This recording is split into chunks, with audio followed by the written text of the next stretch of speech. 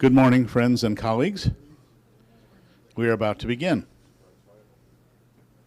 Welcome to the Gettysburg campus of United Lutheran Seminary. I'm Guy Irwin, and I have the honor to serve as president of this institution. Long before I had any idea that part of my life might be tied up with this seminary, I knew about the Luther Colloquy at Gettysburg, because even as a young Luther scholar in the early 1980s, this was a place where people came once a year for a rich feast of aspects of Luther and the Reformation era. And the heritage is one that we cherish here at ULS. We have been thinking, and I'll just say this out loud in case it alarms anyone, they can come tell me privately later, that we have been thinking about the possibility of alternating years between this campus and the Philadelphia campus in order to underscore the unity of the seminary now. That will be more convenient for some and less convenient for others. As you know, we have been having our commencements in Lancaster because, as we joke, that's equally inconvenient for everyone. So the challenges of geography are ones with which we are still wrestling, but we are trying to bring the gifts that the seminaries, the predecessor seminaries possessed. We're trying to bring them to the full audience that both seminaries had. So this is our goal. Today we have a rich feast also of consideration of the theme of Luther and doubt. This is a wonderful theme. I was very excited to see it.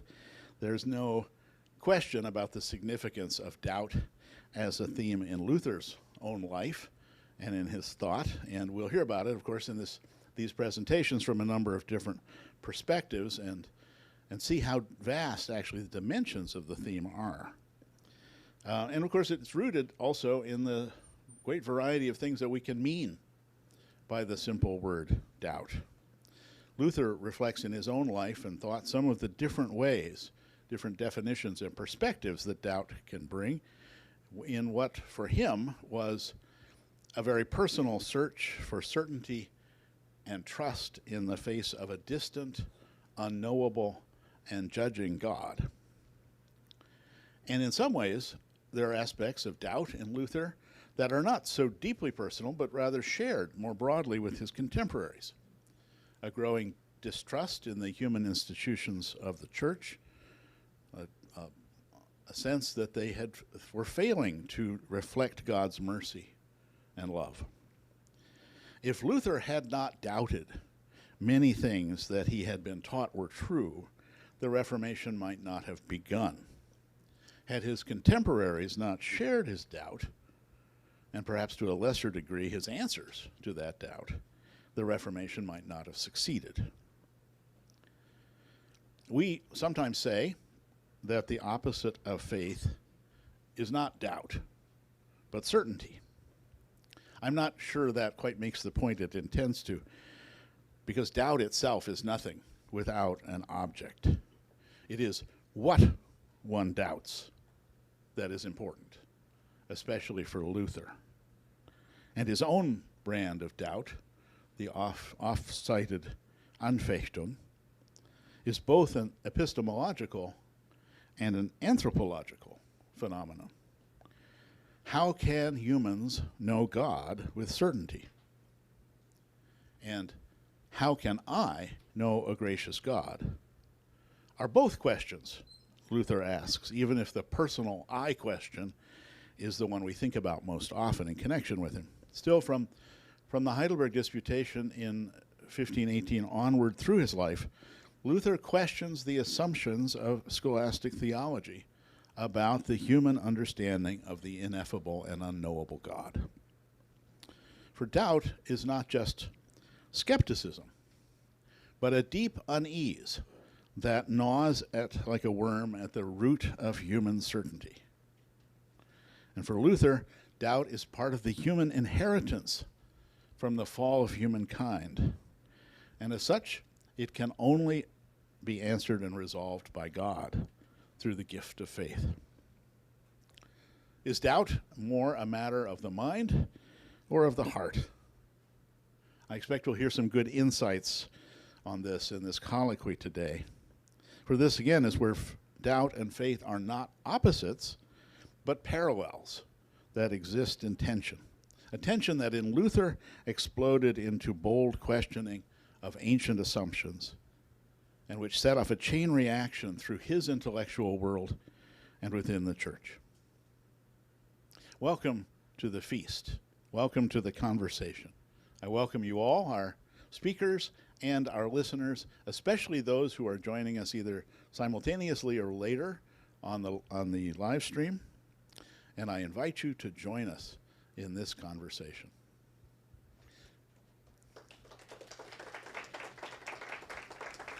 I'd like to introduce Professor Natalia Maranduk to introduce our first speaker.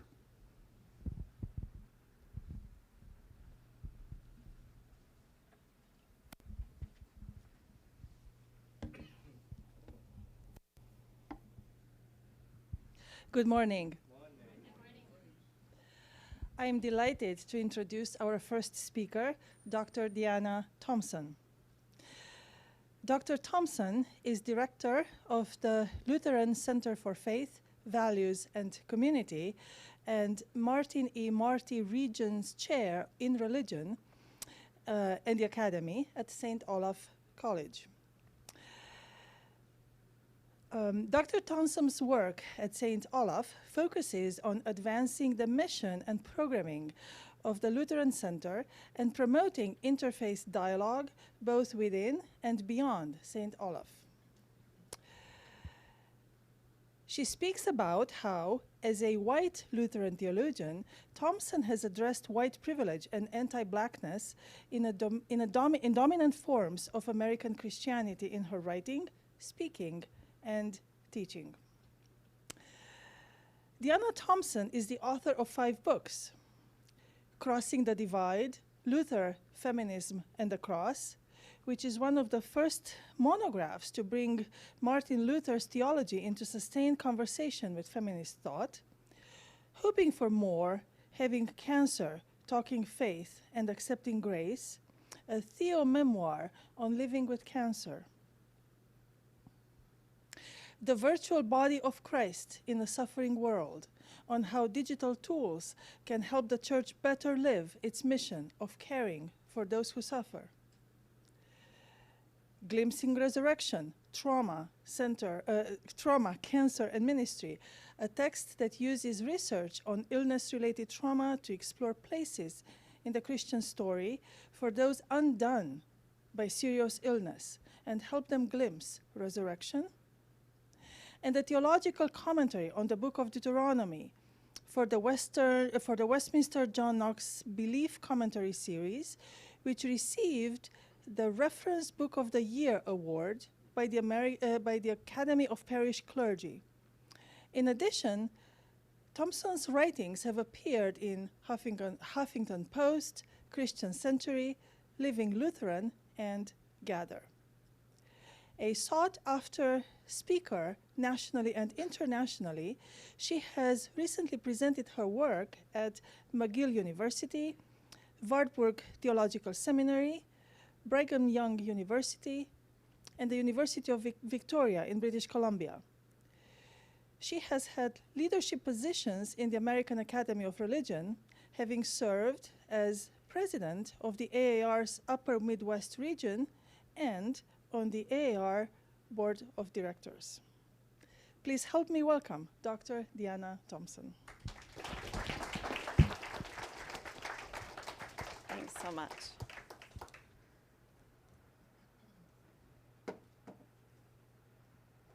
Thanks so much, Natalia. Thanks, everybody. It's a pleasure to be here and be with you all this morning. I was raised Lutheran and graduated from a Lutheran college with a degree in religion. Working on a graduate degree in theology became a time for me to seek out horizons beyond my inherited Lutheran frame of reference. But a number of years of theological study and a deepening commitment to feminist thought, I came across Douglas John Hall's view of Luther's theology of the cross as presenting a usable past to help us better understand and approach the present. His insistence that a theology of the cross refuses to shut its eyes to the suffering embedded in human experience helped me envision a critical methodological connection for a feminist theology of the cross that takes seriously the experiences of those who are victimized, traumatized, and ignored. My book, Crossing the Divide, Luther, Feminism, and the Cross, which I spoke about here in 2005 at the Luther Colloquy and shared the podium with Douglas John Hall, was the working out of a Lutheran feminist approach. It was only a few years later that my life was derailed by a stage 4 cancer diagnosis. In December of 2008, I went from a healthy, active 42-year-old mother, daughter, professor, friend to a virtual invalid with a life and family in crisis and a lousy prognosis for the future. By the time I was diagnosed with metastatic breast cancer, the cancer had spread from the breast to the bones, fracturing 2 vertebrae and camping out in my pelvis and hips. While friends and families immediately sought out statistics on my prognosis, it took being weaned off of oxycodone before it occurred to me to hunt down those numerical predictors of my future. The statistics reporting that 5 years out, 80% of people who have my kind of cancer are dead. But the months of intense treatment reduced the pain enough for me to remove the fentanyl patch on my arm and begin physical therapy. After being overwhelmed by the incurable status of my cancerous life and fearing that the end was near, I went into remission, a lovely, disorienting state of being. And yet, in the past 14 years, I have lost and found remission again and again.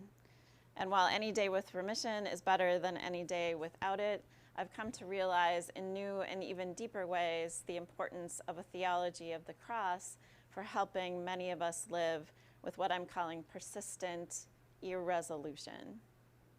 I've also become more aware of how our stories about cancer are often part of what Hall calls the official optimism of the stories we North Americans tell ourselves. Everyone knows cancer is lousy, it's serious, and still does kill way too many people. But the language we use to talk about it often promotes a secularized, triumphalistic theology of glory. We fight cancer with the goal of winning, of defeating the disease. If you lose, the goal is to go down fighting valiantly. Fellow theologian and cancer traveler Kate Bowler writes on the ways that prosperity gospel theology intersects with the stories we tell ourselves about cancer. Bowler's book, Everything Happens for a Reason and Other Lies I've Loved, opens with a story about a neighbor saying to Bowler's husband that everything, including Bowler's stage 4 cancer diagnosis in her 30s, happens for a reason. When her husband presses the neighbor for details, what exactly would be the reason for my wife's life-threatening diagnosis, the neighbor remains silent. Of that silence, Bowler remarks, my neighbor wanted some kind of order behind this chaos because the opposite of being blessed by God is leaving a husband and a toddler behind, and people can't quite let themselves say it. Wow, that's awful. There has to be a reason, because without one, we are left as hapless and possibly unlucky as everyone else. Bowler admits that after the cancer diagnosis, she had to come to terms with how invested she was in a gnomic, prosperity theology-framed version of her life. With a great marriage, a wonderful child, an awesome professorship at Duke, Bowler reflects back on her pre-cancer theological framework. It was certainty, plain and simple, that God had a worthy plan for my life in which every setback would also be a step forward. Since her diagnosis, Bowler says simply, I don't believe that anymore. Theologies of glory, like the ones Bowler describes, cultivate a sense of certainty and confidence that life makes sense. But what happens when we come to doubt that these seductive frameworks are up to making sense of our irresolute lives. The absence of certainty often makes space for fear. This is why doubting resolute theologies can be so costly. It's profoundly disorienting when the sense of nomos is shattered. Making meaning becomes more difficult, fear creeps in. And for so many people, like Bowler's neighbor, even an elusive certainty that comes from believing everything happens for a reason is better than no answer at all. Let's face it, philosopher Judith Butler insists, we are undone by each other. Of course, there's deep truth in this statement. At the same time, being undone by each other is not the only way we become undone. There are also ways in which bodies, psyches, spirits are undone by illness, undoings that work from the inside out. My latest book, Glimpsing Resurrection, Cancer, Trauma, and Ministry, builds on three critical aspects of a Lutheran theology of the cross to offer what I'm calling a gospel of irresolution. Those principles include drawing on trauma studies of those undone by serious illness to describe human existence dominated by disease. Second, to explore spaces within the biblical narrative for doubting that God is with or for us in the midst of life-threatening illness. And third, an approach to hope that hopefully can exist alongside deep, persistent experiences of doubt. Theologian Shelley Rambo defines trauma as the suffering that remains. There's a threat to bodily integrity, to health, but life continues, and the suffering that accompanies those who are ill is the trauma. Research on illness-related trauma reveals important insights about the distinctive ways those who are seriously ill experience trauma. While explorations of trauma often focus on events that have a beginning, a middle, and an end, trauma associated with illness typically doesn't arise from a single event, but rather from a series of events or recurrent events, from diagnosis extending through treatment, possibly through the rest of a person's life. For this reason, some researchers wonder whether those who live with serious chronic illness can ever become post-trauma. Another key distinction regarding how illness-related trauma works involves the relationship to the threat that causes the trauma. In contrast to external threats of violence or natural disasters, illnesses like cancer are primarily internal threats. Augustus Waters, the teenage protagonist dying of cancer in John Green's novel, The Fault in Our Stars, wonders out loud, what am I at war with? My cancer. And what is my cancer? My cancer is me. The tumors are made of me just as surely as my brain and my heart are made of me. Even though trauma's relationship to cancer and other serious illnesses receives significant attention within the realm of medical research, there's very little attention to this type of trauma by either medical or religious professionals. In light of this reality, I want to argue that proclaiming a gospel of irresolution is one way that religious communities and leaders can meet seriously ill people in the midst of their sadness, trauma, and doubt. What follows is an introduction to this gospel of irresolution and the ways it can help people who are seriously ill, in particular, move toward hope. It's interesting to note that in his letters to those experiencing doubt, Martin Luther repeatedly encouraged returning to the Psalms and other scriptures as a space of refuge amidst the terror that emerges in times of doubt. So let us turn to the Psalms and the beginning of the gospel of irresolution. The book of Praises contains 150 psalms, and 60 of them, almost half, are lament psalms. In Psalm 38, the psalmist's poetic rendering of the anguish related to serious illness also highlights how illness affects not just the body, but one's entire sense of self. Biblical scholar Frederick Geiser points out how the discussions of flesh and bones used elsewhere in the Old Testament describe the whole person. The psalmist's lament in Psalm 38 then testifies to the reality that illness affects the person inside and out, flesh and bones, body and spirit. While this psalm is a penitential psalm that places the speaker's illness in relationship to God's indignation as well as the speaker's own sin, the psalm also moves beyond a tidy explanation for why the suffering is so extreme. For my loins are filled with burning, and there's no soundness in my flesh. I'm utterly spent and crushed. I groan because of the tumult of my heart. The physical symptoms described throughout the psalm remain intimately connected with the emotional and spiritual tumult brought on by the illness. Just as researchers of illness-related trauma demonstrate how the body keeps the score through experiences of hyperarousal, nightmares, and other intensely embodied reactions to being threatened by serious illness, so too does Psalm 38 reflect aspects of this reality. Lament psalms are helpful not just because they provide language that takes us into the neighborhood of trauma, but also because they petition and cry out to God as the one who witnesses trauma, a God who, the psalmist testifies, will answer and save. Prayers like Psalm 38 move through a full range of emotions, creating what theologian Serene Jones calls a vivid imaginative space for the speaker to actively inhabit the language that describes aspects of trauma.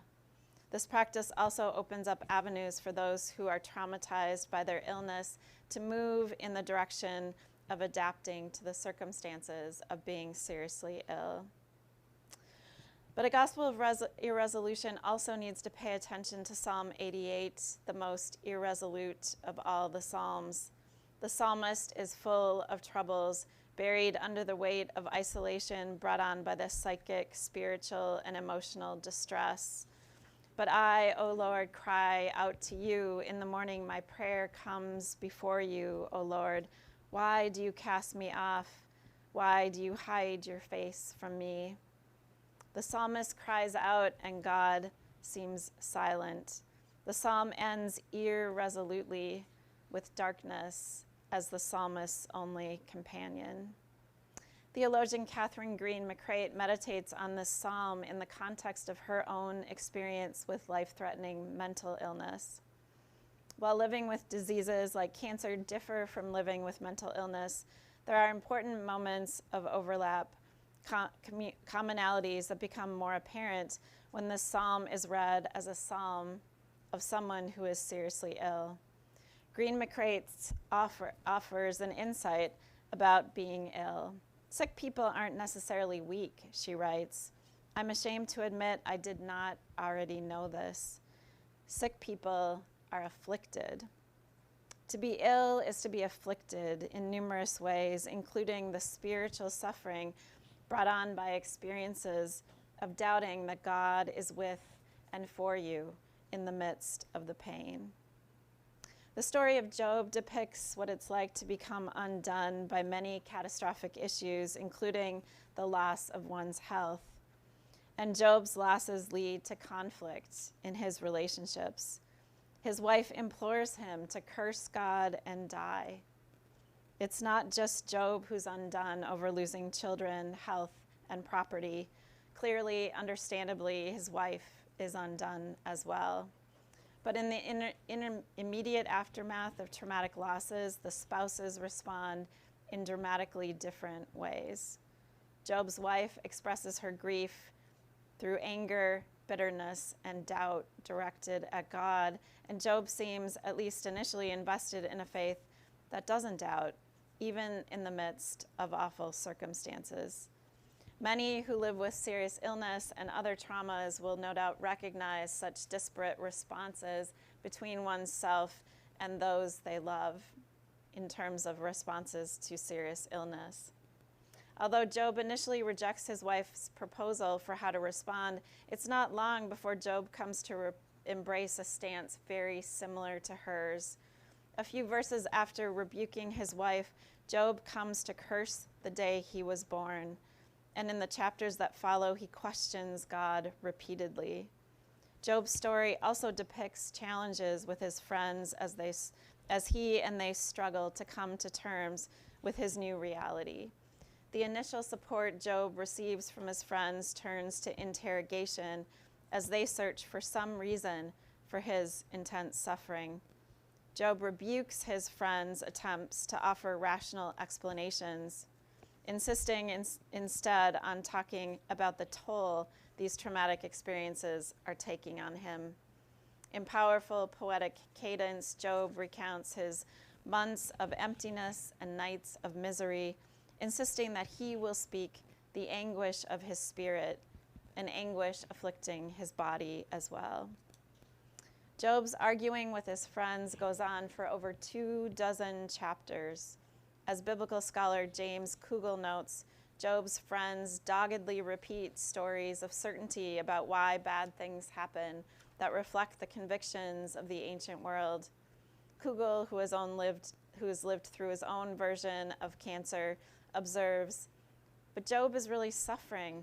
For him, this debate is not primarily about ideas, but about what is happening to him, the ruin of his body, day after day.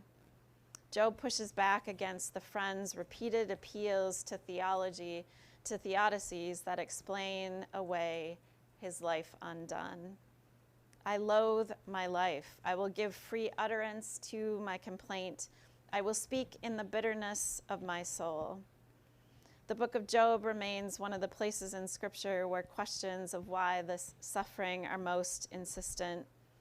Pastor Jason Micheli, who also lives with incurable cancer, admits that most of us cannot fully escape these why questions.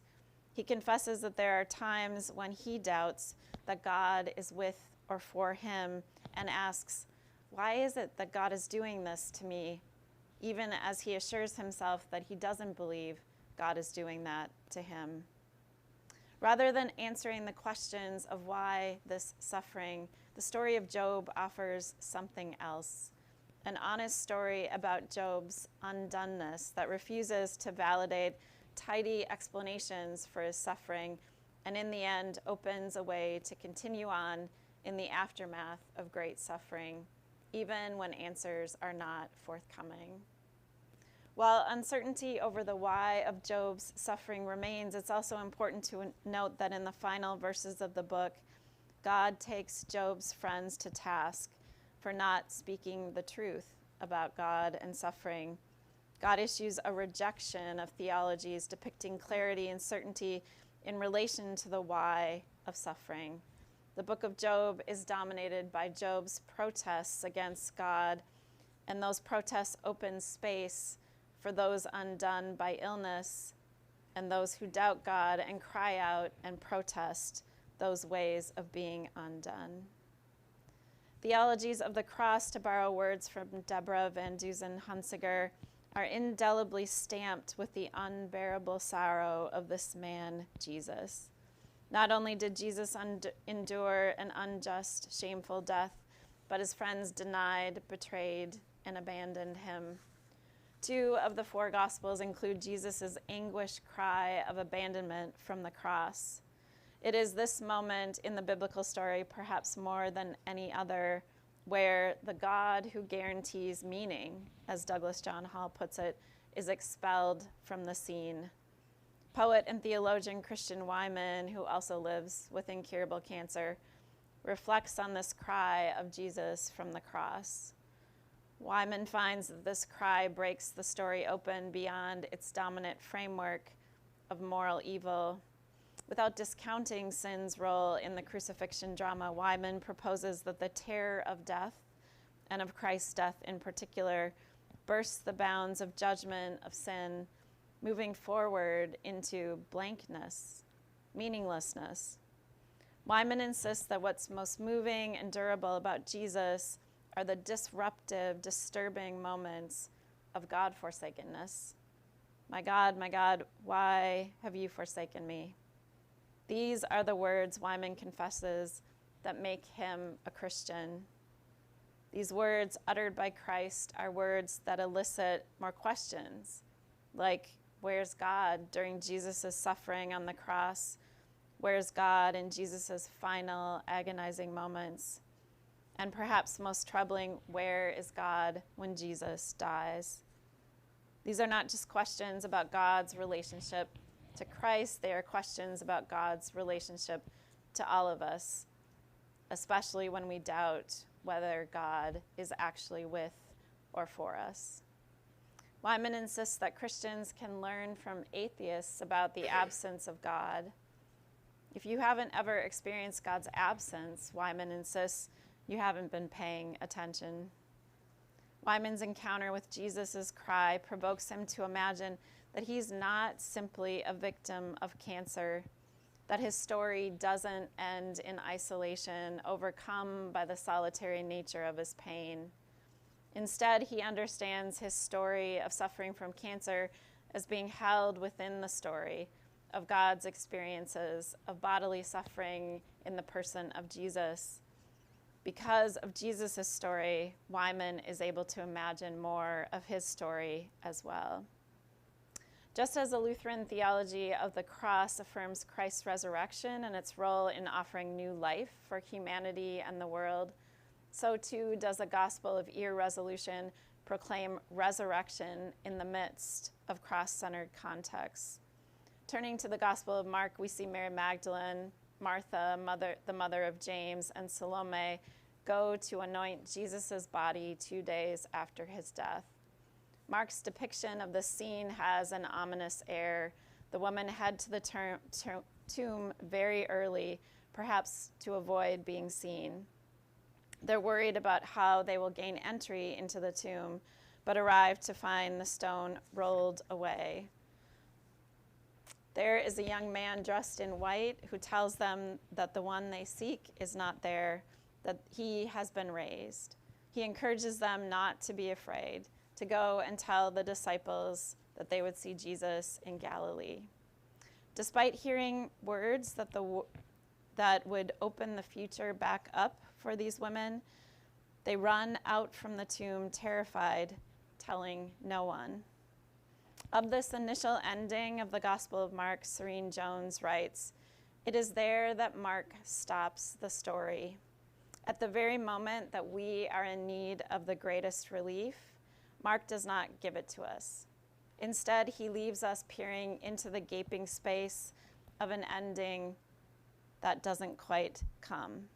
Later interpreters of the Christian story have, of course, added a more resolute ending to this story where Jesus appears to Mary Magdalene and then to the male disciples, instructing them to proclaim the good news to all creation.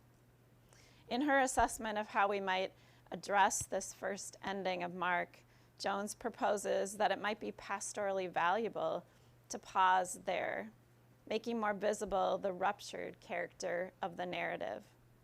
Might it help those living with serious illness and trauma to talk about how the unexpected future of more life might be both terrifying and amazing? Jesus' cry of God-forsakenness and the complicated aftermath of his bodily absence in the tomb on the third day creates space for those who face indefinite loss and an uncertain future, perhaps helping them to imagine cautiously, hesitantly, the possibility of more beyond all the loss. Even as the biblical story gets to Christ's resurrection, it's important to acknowledge that irresolution persists. The Gospel of Luke tells the story of the disciples making their way to Emmaus and being joined by the risen Christ, but not recognizing him until he breaks bread. And just as the story moves toward resolution in their recognition of him as the risen Lord, he vanishes from their sight, once again leaving us in the space of irresolution. Lectionaries claim the Emmaus story as an Easter story, yet Jason Micheli insists that it could just as easily be understood as a Good Friday text.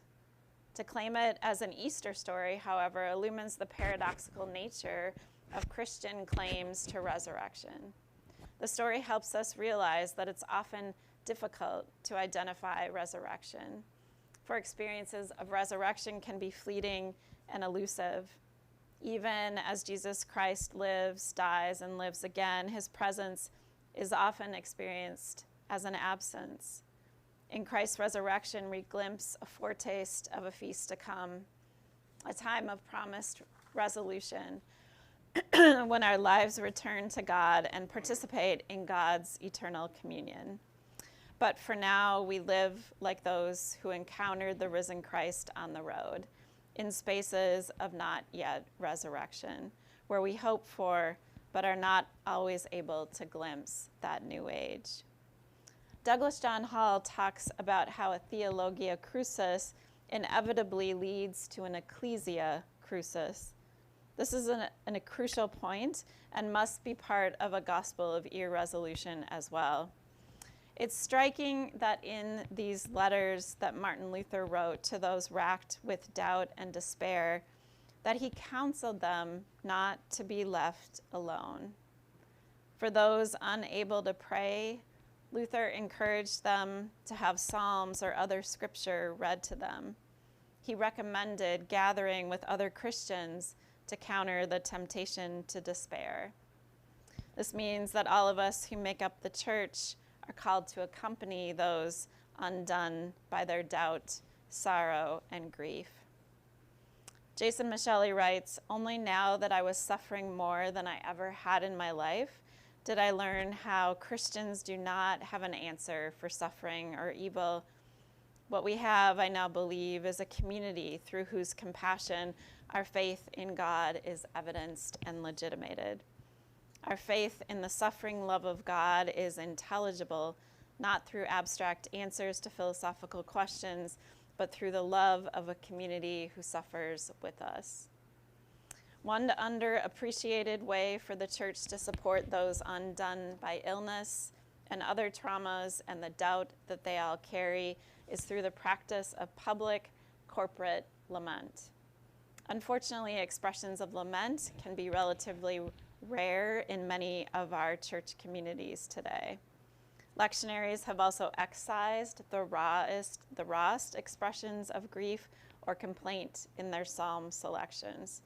Churches not following the lectionary often choose psalms of thanksgiving or particular verses of trust from lament psalms while avoiding the verses of anguish. Friend and fellow theologian living with advanced stage cancer, Reverend Dr. Todd Billings, has noted, "Particularly since my diagnosis, I feel this lack of lament in worship as a stinging loss."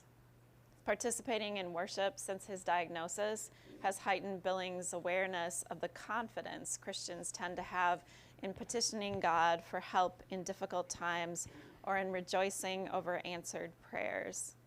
At the same time, Billings has also become more aware of how many in his community simply don't know how to be with others when they're undone and racked with doubt because of the sorrows and uncertainties that fill their lives.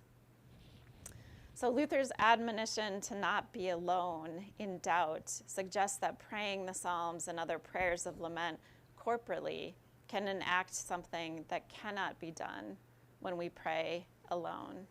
The embodied experience of participating in a community that prays prayers of lament out loud together not only helps incarnate experiences of loss, grief, and doubt, but such incarnation can offer strength to counter the persistent threats of disorder, chaos, and meaninglessness.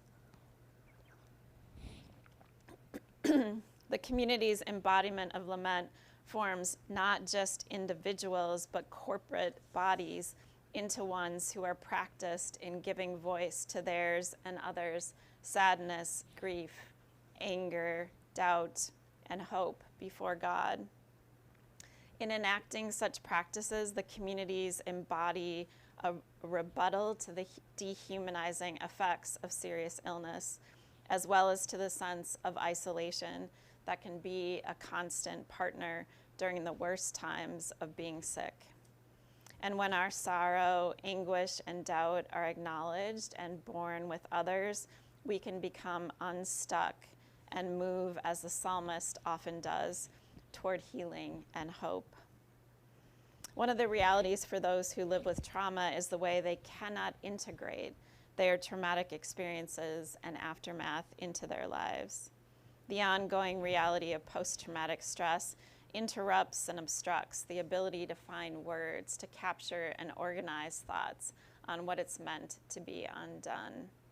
In his book, The Body Keeps the Score, trauma researcher Bessel van der Kolk recounts the capacity of art, music, and communal rituals and rhythms to help circumvent the challenges of finding words appropriate to articulating the trauma. Such rituals and nonverbal expressions of emotion are often able to facilitate integration, physical, psychic, emotional, spiritual, of the suffering that remains into the lives of those who have been traumatized.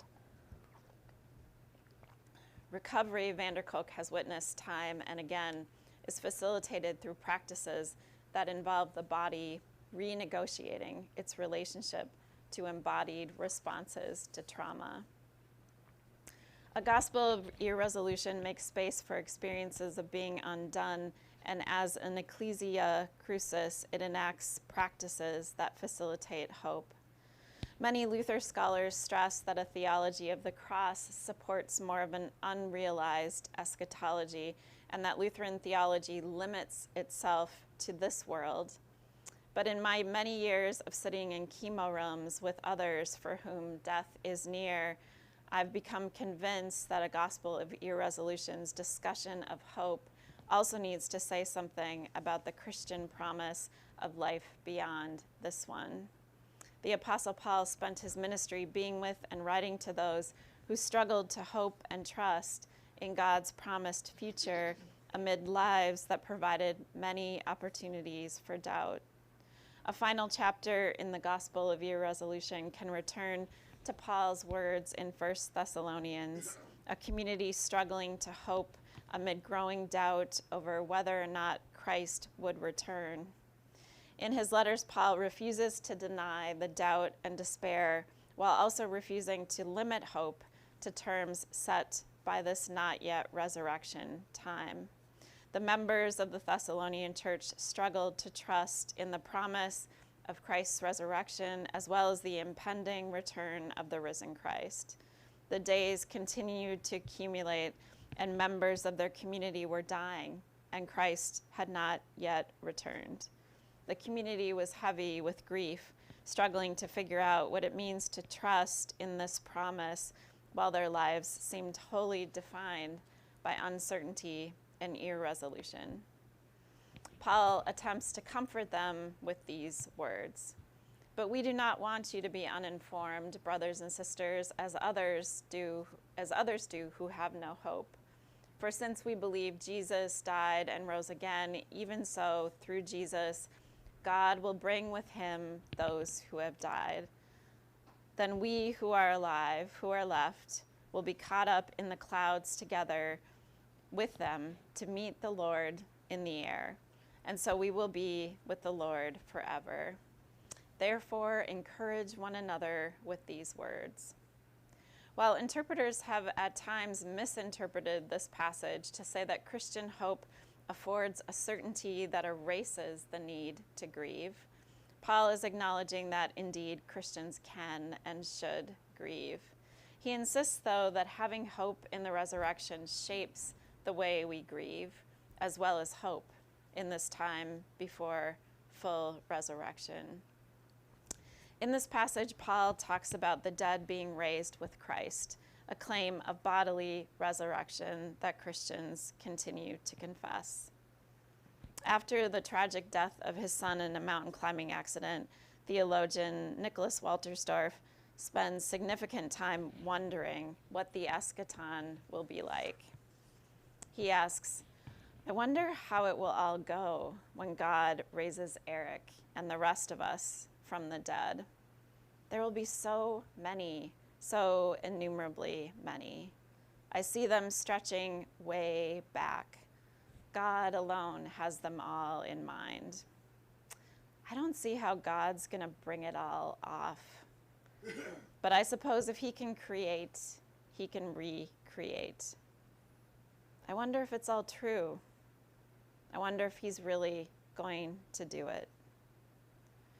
Focusing on the vision of the raising of the dead from 1 Thessalonians, biblical scholar Laura Nasrallah points out that the dead in the ancient world were buried in cemeteries outside the city walls.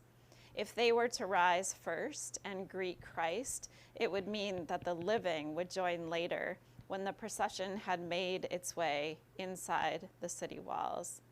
Paul's vision in this passage then stands in contrast to the expected parameters of behavior regarding how rulers were met outside the city walls by the wealthy and prominent citizens and then escorted into the city. The scene from 1 Thessalonians features not so prominent Thessalonians who greet a very different Lord. It is a scene of recreation, not just of those undone by suffering and death, but of social relationships and of the community's relationship with a very different kind of ruler. Building on ways this procession depicted in 1 Thessalonians differs from other processions in the ancient world, biblical scholar Florence Gilman imagines how an artist might depict this scene. Gilman suggests that if the dead were portrayed as they were when they died, the procession would include many whose lives had been tragically cut short. While some would have led full lives, far numerous would have been the people who had died as infants, small children, as women in childbirth, as impoverished, malnourished, non-elites, as maltreated slaves. The imagined procession speaks to the fragility, pain, indignities, and inequities of the lives and bodies of those of the ancient world. Paul's image of the procession doesn't end in the city, but rather with everyone being taken into the clouds to be with the Lord forever. Paul's urging to encourage one another with these words suggests embracing the hope that while this life requires much room to grieve the losses, traumas, doubts, sorrows, God's promised future can be glimpsed in the here and now. Paul's vision is one of hope for resurrection for all of us whose lives and bodies bear the limits of this not yet resurrection time. Even when our lives are limited by illness, trauma, and doubt, the promise of 1 Thessalonians reassures Christians that we are created not only for relationship with God and others in the here and now, but also for relationship with God and others in a life beyond this one. We are promised a love that binds us to God and one another, a love that persists even in the face of death. A Gospel of Irresolution is a contemporary retelling of the theology of the cross that offers what I am offering as a compelling alternative to the theologies of glory-centered uncertainty and making sense of the diseases that continue to plague human bodies and communities. While theologies of certainties get a lot of airtime in our culture, my almost 15 years of living with cancer has helped me realize that the level of doubt that exists regarding those theologies, as well as the doubt that exists, is an honored part of life defined by irresolution. And when doubt is given its due, it becomes more possible to move toward trust that God has not abandoned us, and trust in the promise of life, of more for this life and the life to come. Thank you.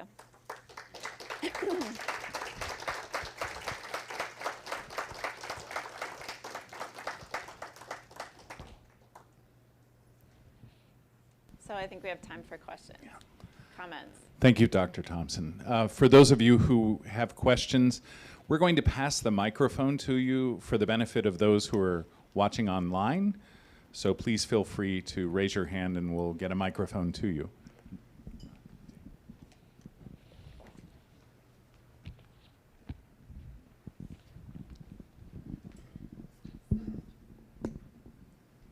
First of all, thank you, Dr. Thompson. I have two very different things I'd appreciate your reaction to. One is the undoneness and the gospel of irresolution. As I listen to that, as the grandfather of a child who's now 6 who has a bonus chromosome,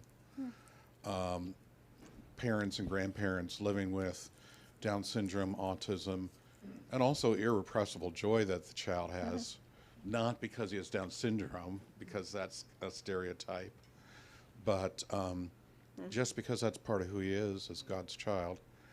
I'm just wondering, first of all, your encounters or thoughts about the community of people who are not so much living with cancer, but living with that daily undoneness of a child and those kinds of communities. And the second part is a very big shift, which is how might this sense of undoneness and irresolution speak to our almost 4 years struggle with COVID, recovery, and all the myths and reframing of history and forgetting of history of what happened 3 years ago. Yeah, thank you so much. I have a lot of thoughts to respond.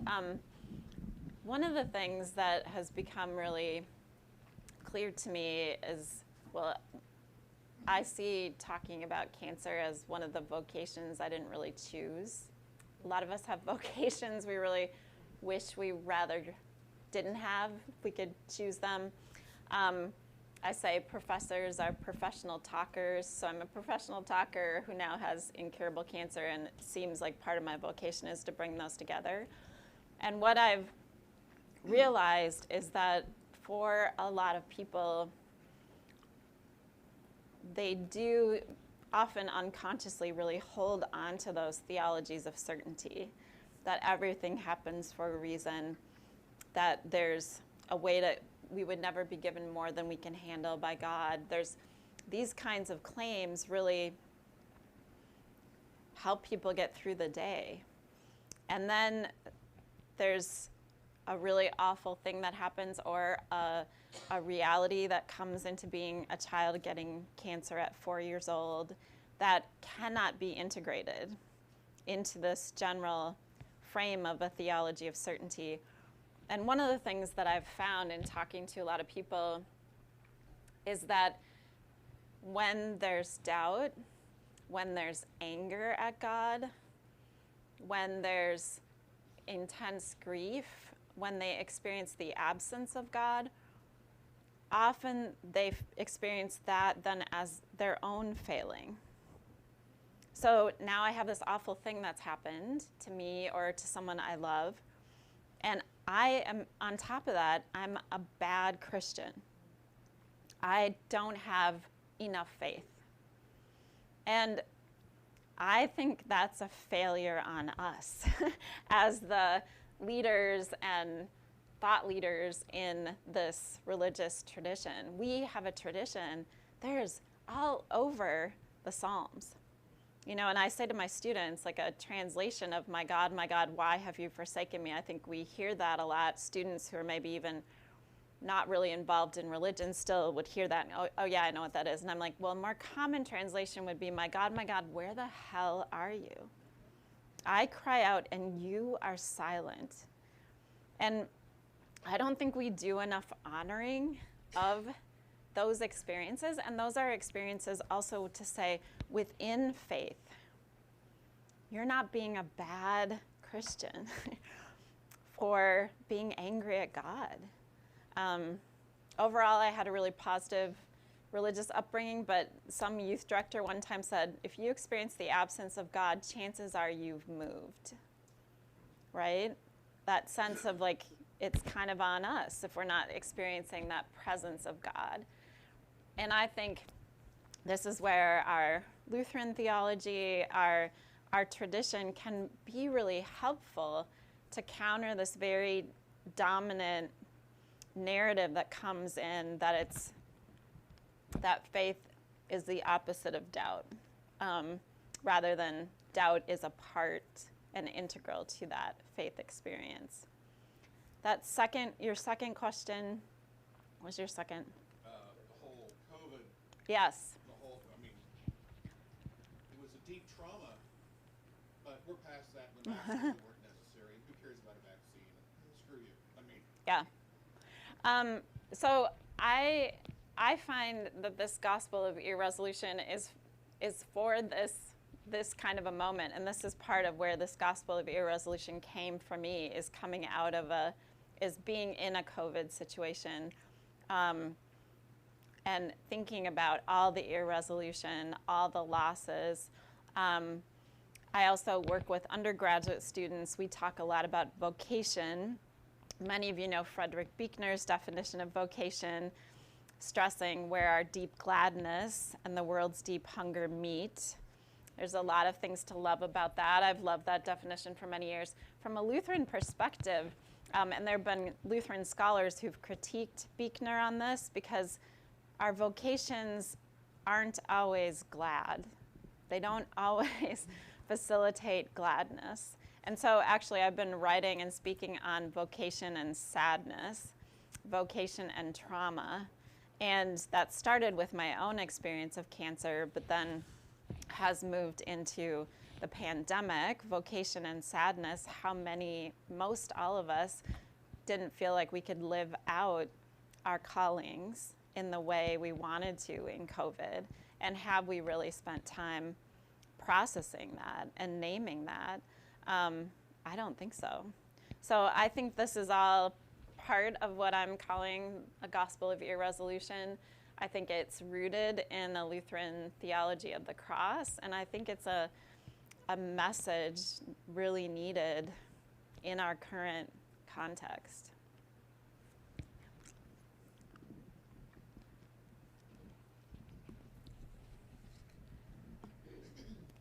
Dr. Thompson, I just so appreciate your language.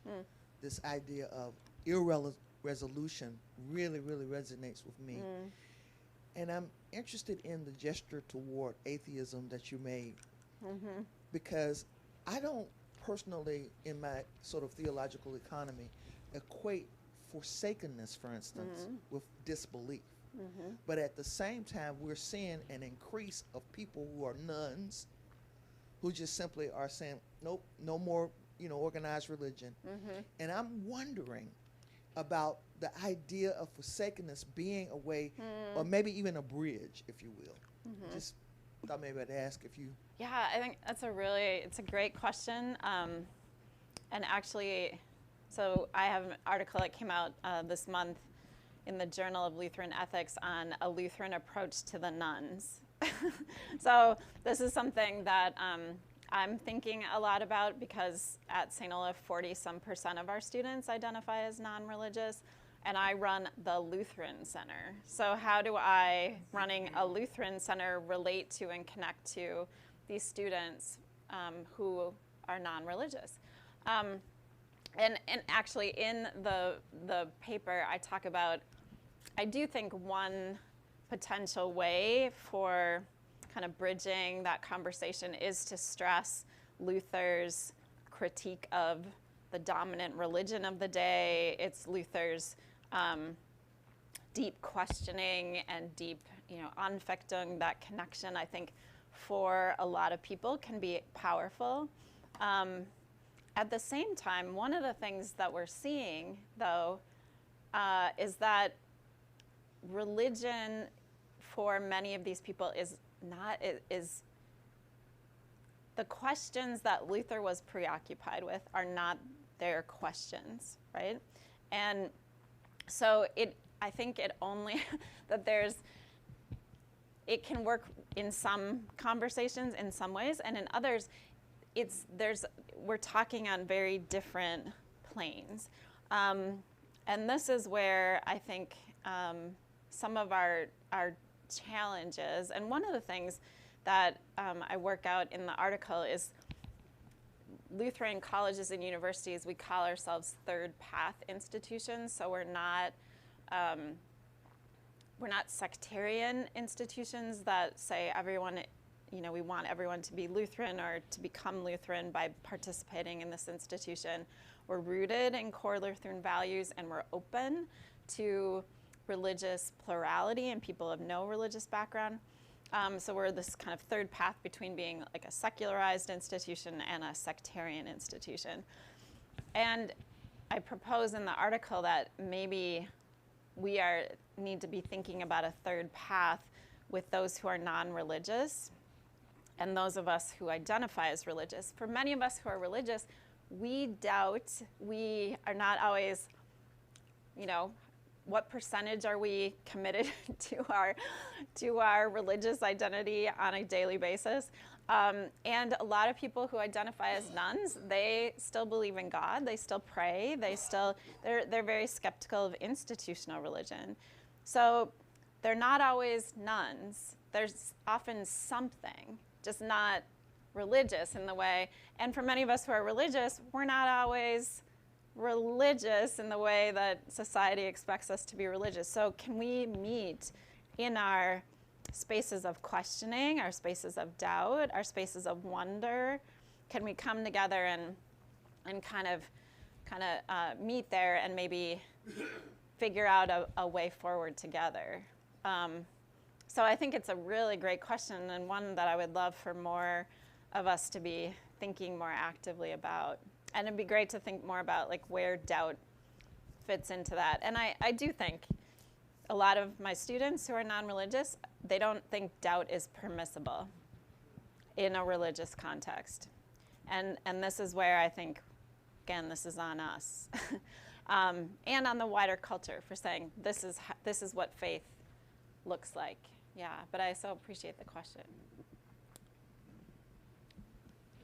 Thank you, Dr. Thompson. I'm wondering if there were opportunities for us in our worship communities to use certain liturgies like service of the word for healing, to expand confessional moments. Yeah. We don't need to be wooden in terms of following the rubric, all the words verbatim. Yeah. There are moments and times when that could be powerful. I think the other thing that occurs to me, every parish I've served, we've had 12-step groups. And how do people heal from alcoholism and drug addiction? By remembering the illness and by being a community of suffering and healing. And I've actually brought those people into worship.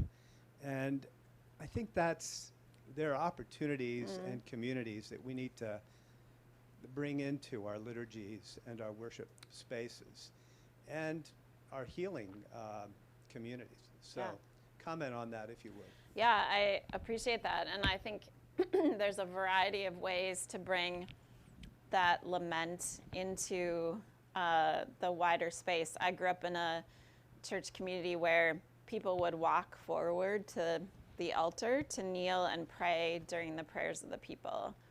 And it was a very visible statement of people who often needed prayers. There was that public kind of lifting up, and I haven't seen that a lot more recently of that.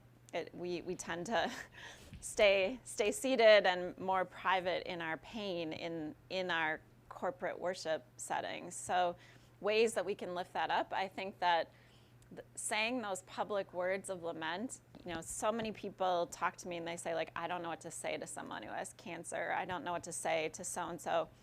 And I think the lament psalms and saying them together help us practice some words about and open up space for, they name the being undone. They're very powerful in their naming of that.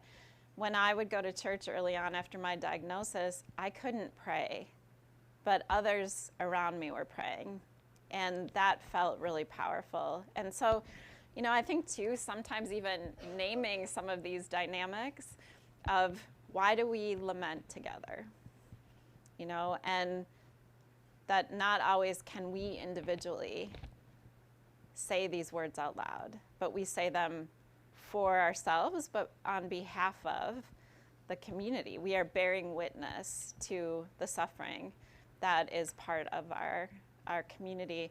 The last thing I would say too is I'm a daughter, granddaughter, great-granddaughter of pastors, go to church all the time. when I got stage 4 cancer, it was really hard to go to church. I was so undone that it was too painful.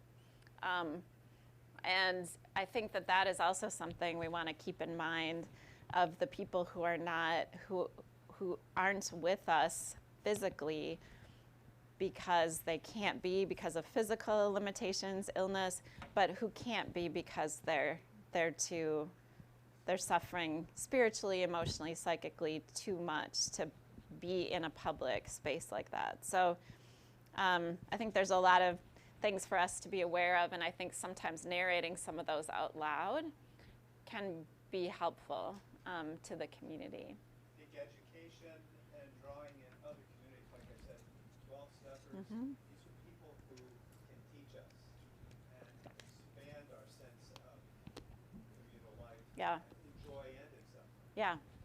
Thank you. I think we have time for one more question.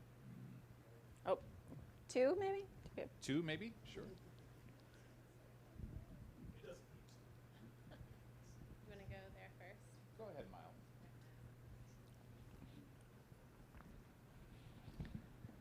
It's on, right? Okay, good. Thank you for a wonderful talk. I appreciated not only the insights you had into Luther, but also the way you connected them to a lot of, I agreed very strongly with your criticisms of the Revised Common Lectionary and how often it frustrates me that it stops just short. Naaman gets healed and he has no problems after that. Everything is fine, right? Things like that. But I was thinking more as I heard you go through Mark, the Psalms and things, where there might be some challenges, and particularly Luther's favorite, I think if we could call it gospel, the Gospel of John, has the most resolution around illness and things. Yeah. The man is born blind because it Yes. will glorify God. Lazarus Yeah. died, and that'll be for a good thing. What does a Gospel of Irresolution do with some of those passages? Yeah, great question. It's a great question. I'd love to think more about that. One of the things I feel like is that we already have a gospel of resolution operative like in our common cultural life and in many church settings. I speak about this a fair amount with like at synod meetings and everything, and I'll ask people like, do you preach a gospel of resolution, of irresolution? And many people are very uncomfortable with the irresolution and say, really, like, I feel like my job as a pastor is the resolution. And so I think it's a both and. And so part of what I'm doing is, Douglas John Hall talks about the thin line of tradition of a theology of the cross.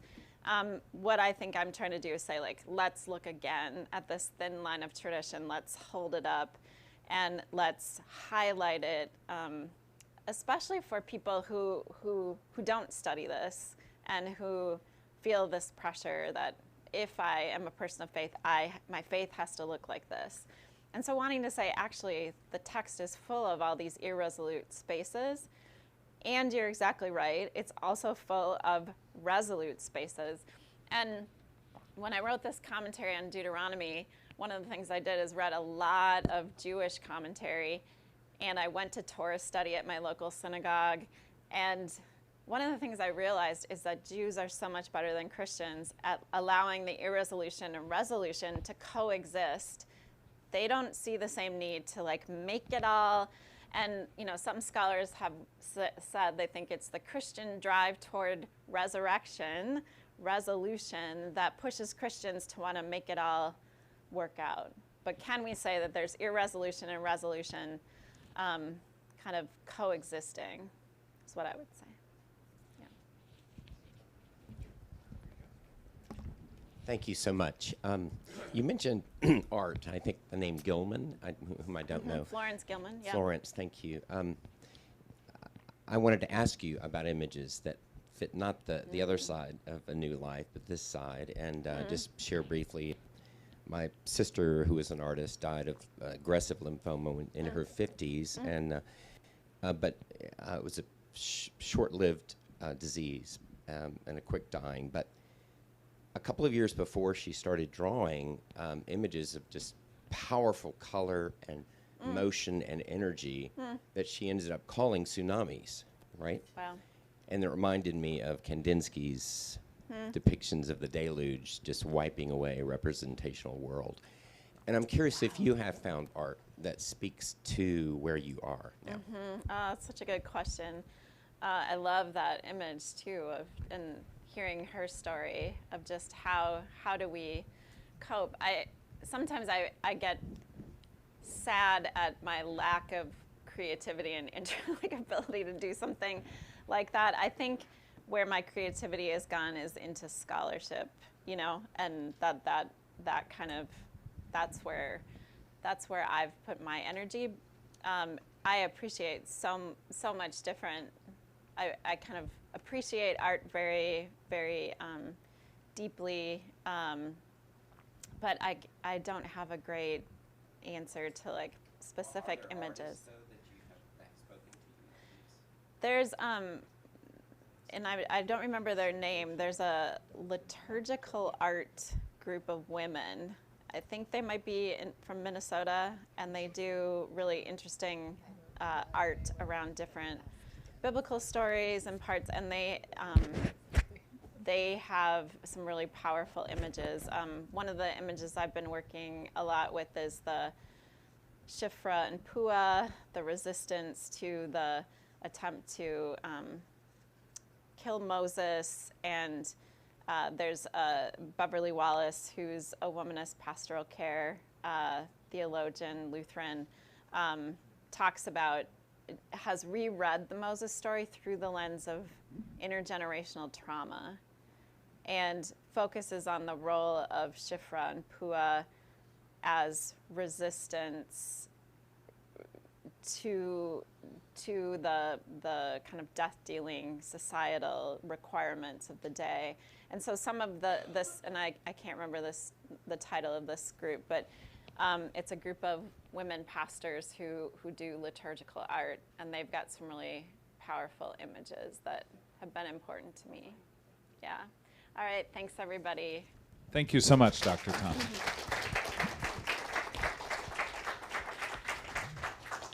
You've placed us all squarely in that little space between doubt and hope, and that's a good place to be, I think. We have about 10 minutes for a bit of a stretch, perhaps a chance to greet old friends, so please avail yourselves of that.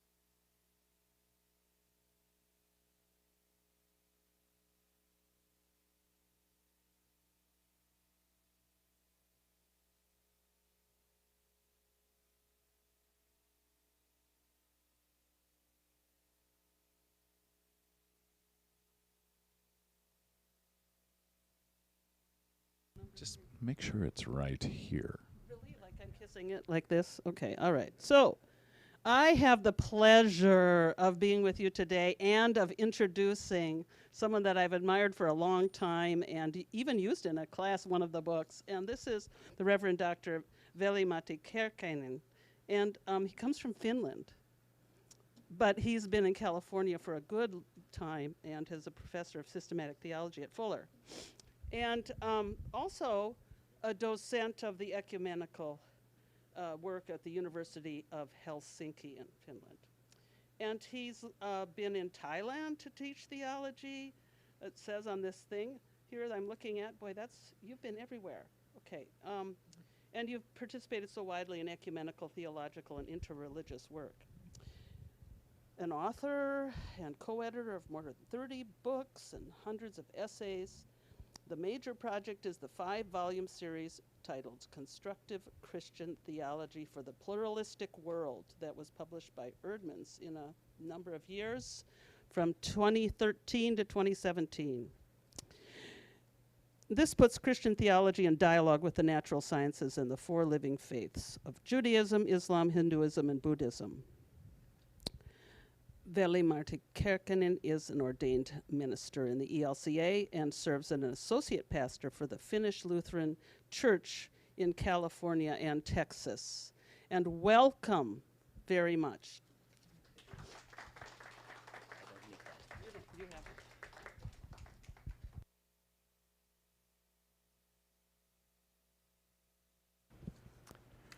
Good morning, everybody. Speaking of Finland, I wonder if you know what the term Finland means in English. Finland, it means the end or the ends of the earth. Having seen me, you have seen a human being from the ends of the earth. You can smell me and you can touch me. The title for my presentation is a mouthful. Uncertainty, Proper Confidence and Doubt, a post-foundationalist and critical realist epistemology for doing constructive theology. The first two phrases are book titles. I wish to thank the organizers of the annual lectures for having extended invitation for me to attend. I'm also very grateful for the choice of the topic. I doubt if any better topic could have been chosen. And here is how I intend to tackle this important issue, very differently from what we heard, the wonderful presentation in the morning. I focus on the meaning and challenges of doubt in the context of doing academic theological work, whether in seminary setting, like here or at Fuller, or in a secular setting, such as the University of Helsinki, which is my other teaching position. I am raising questions such as that what kind of certainty or confidence is available in the work of theology, particularly constructive theology, my own particular area of interest. Speaking of constructive theology, the issues of doubt, certainty, and confidence are particularly important, and the reason is simple. Constructive theology typically engages some non-theological disciplines, such as natural sciences, with their own criteria for truth, and in my case, dialogue with other faith traditions, including, for example, Islam, further makes the issue of doubt and certainty very pertinent. To make my inquiry manageable and hopefully dynamic, I am carrying a critical conversation with two scholars who are both non-Lutheran. So it's good for us Lutherans to have testimonies from outside our camp. One is the famous philosopher Ludwig Wittgenstein, and the other one is the late missionary bishop and cultural critic of the West, Leslie Newbigin. Whereas the mature Wittgenstein was in search of certainty towards the end of his life, Newbigin was looking for a proper confidence. Both of these men rejected the Cartesian, indubitable certainty of modernity, on the one hand, and they also rejected the dismissal of the possibility of truth in many streams of late and post-modernity. While I critically affirm some of the key insights from these two wonderful scholars and thinkers, I also sense a need to put them in dialogue with current developments in post-foundationalism and critical realism. But before I get into both of those thinkers, I am going to introduce the topic with the help of yet another different type of thinker, namely John Milbank, known as the founder of radical orthodoxy. According to John Milbank, radical orthodoxy concedes that truth has no absolute grounding of finite certainty, but reads this lack of grounding as orienting the finite toward the eternal.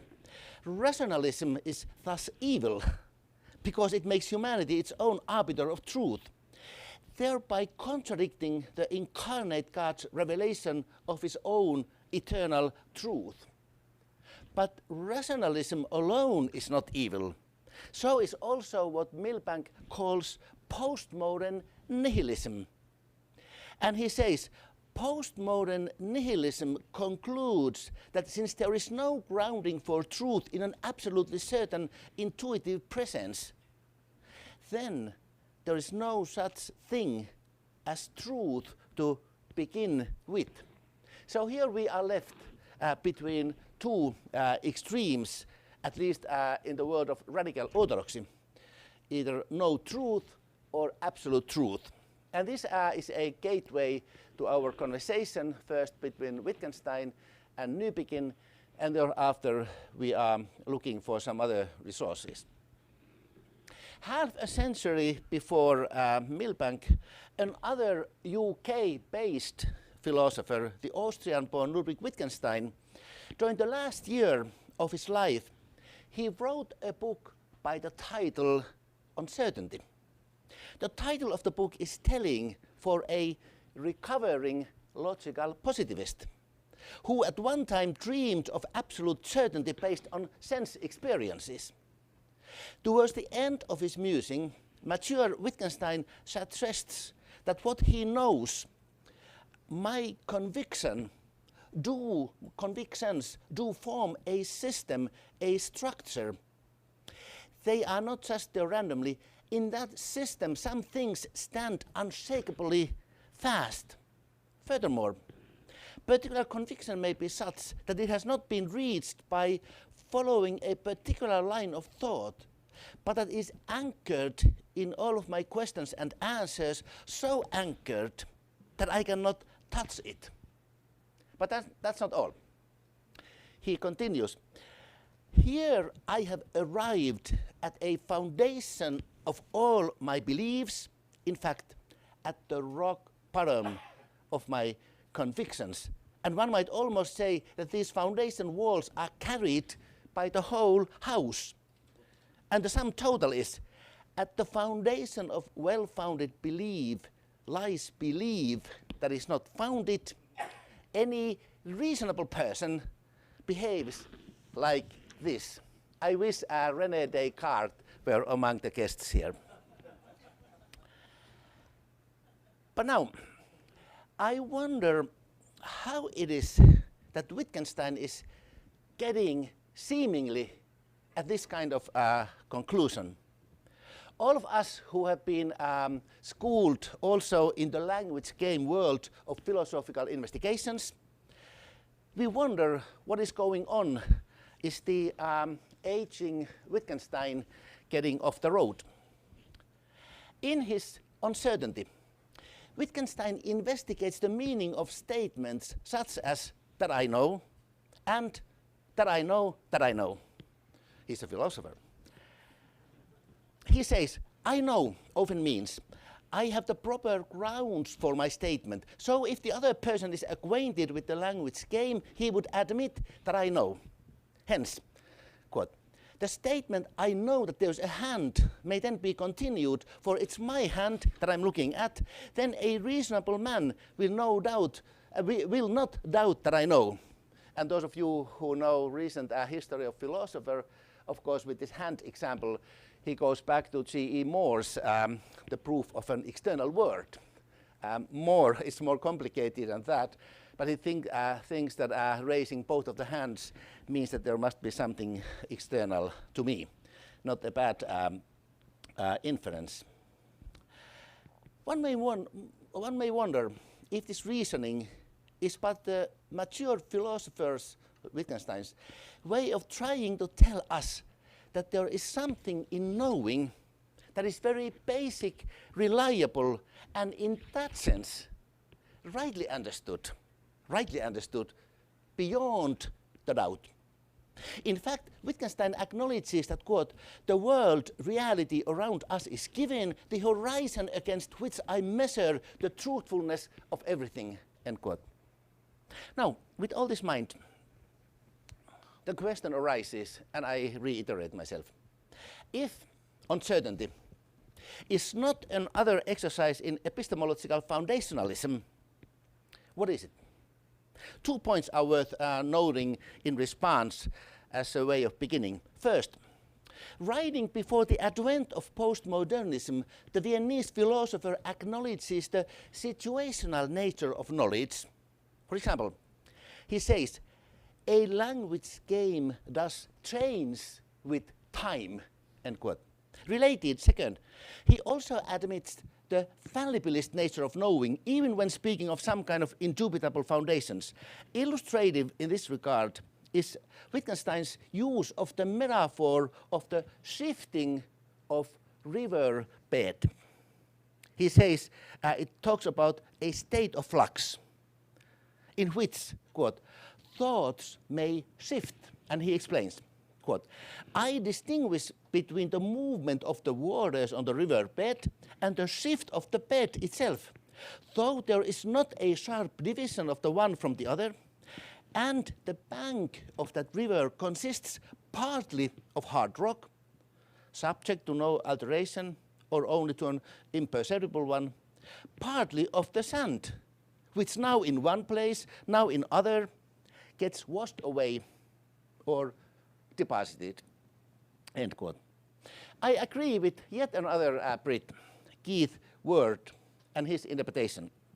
He notes that what Wittgenstein is after is, quote, trying to move away from thinking of certainty as a peculiar sort of mental state towards thinking of it as a basic form of activity, end quote.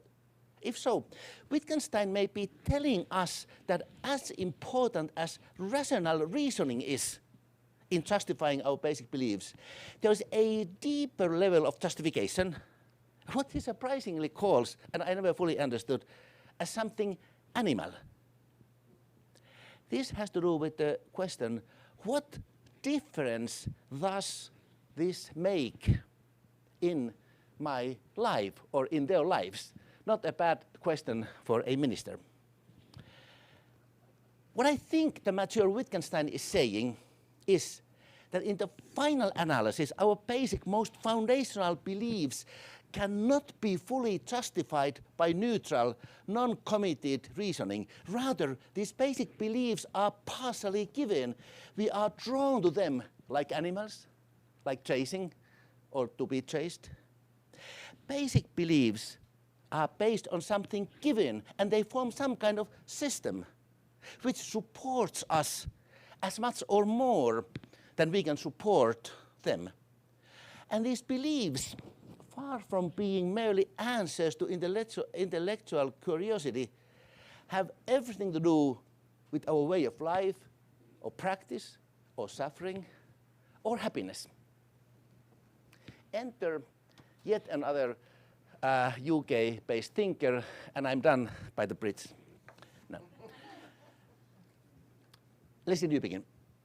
While the main target of his critique of the culture of the West had to do with the dream of Cartesian indubitable certainty, Lester Newbegin also began to reflect on late and post-modernity in his last years.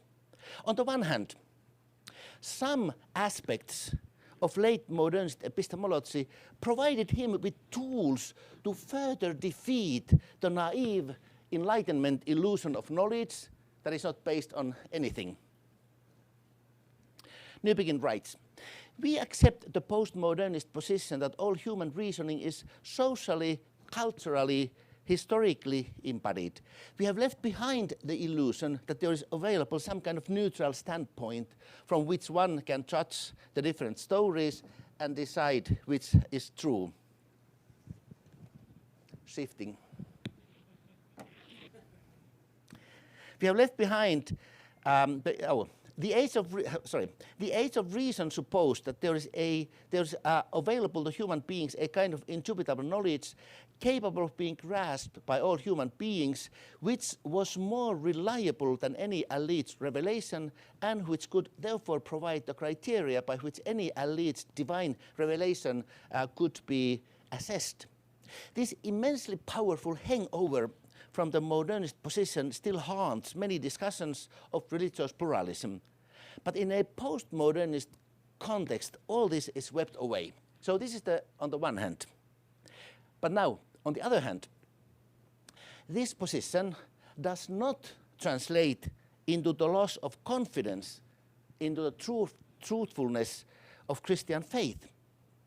It is just that instead of the indubitable certainty, the bishop is content with a proper confidence. In fact, similar to Milbank, he critiques harshly postmodernists for their rejection of truth altogether. And there's one illustrative citation.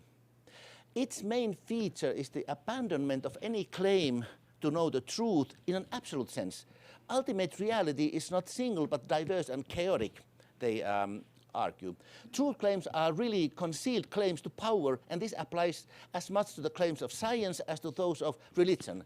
Whether this is a fair description of postmodernity, I leave it to other conversations. The father of this whole movement in German is the German philosopher Nietzsche. Nietzsche was the one who foresaw in the closing years of the 19th century that the methods of the Enlightenment must in the end lead to total skepticism and nihilism. Newbegin was no professional architect of history of philosophy, so a little bit of cutting the corners, but you get the point.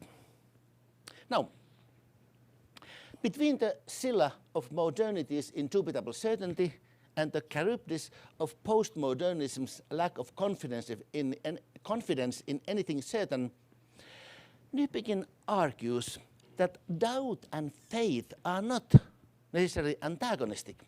Rather, they presuppose each other, unless one is content, like fundamentalists, just affirming something. Newbegin's brilliant insight is that for the Cartesian project, the necessity of doubt, rather than an asset, becomes a fatal built-in self-contradiction. How so? Because only with the help of the extreme doubt, certainty can be found.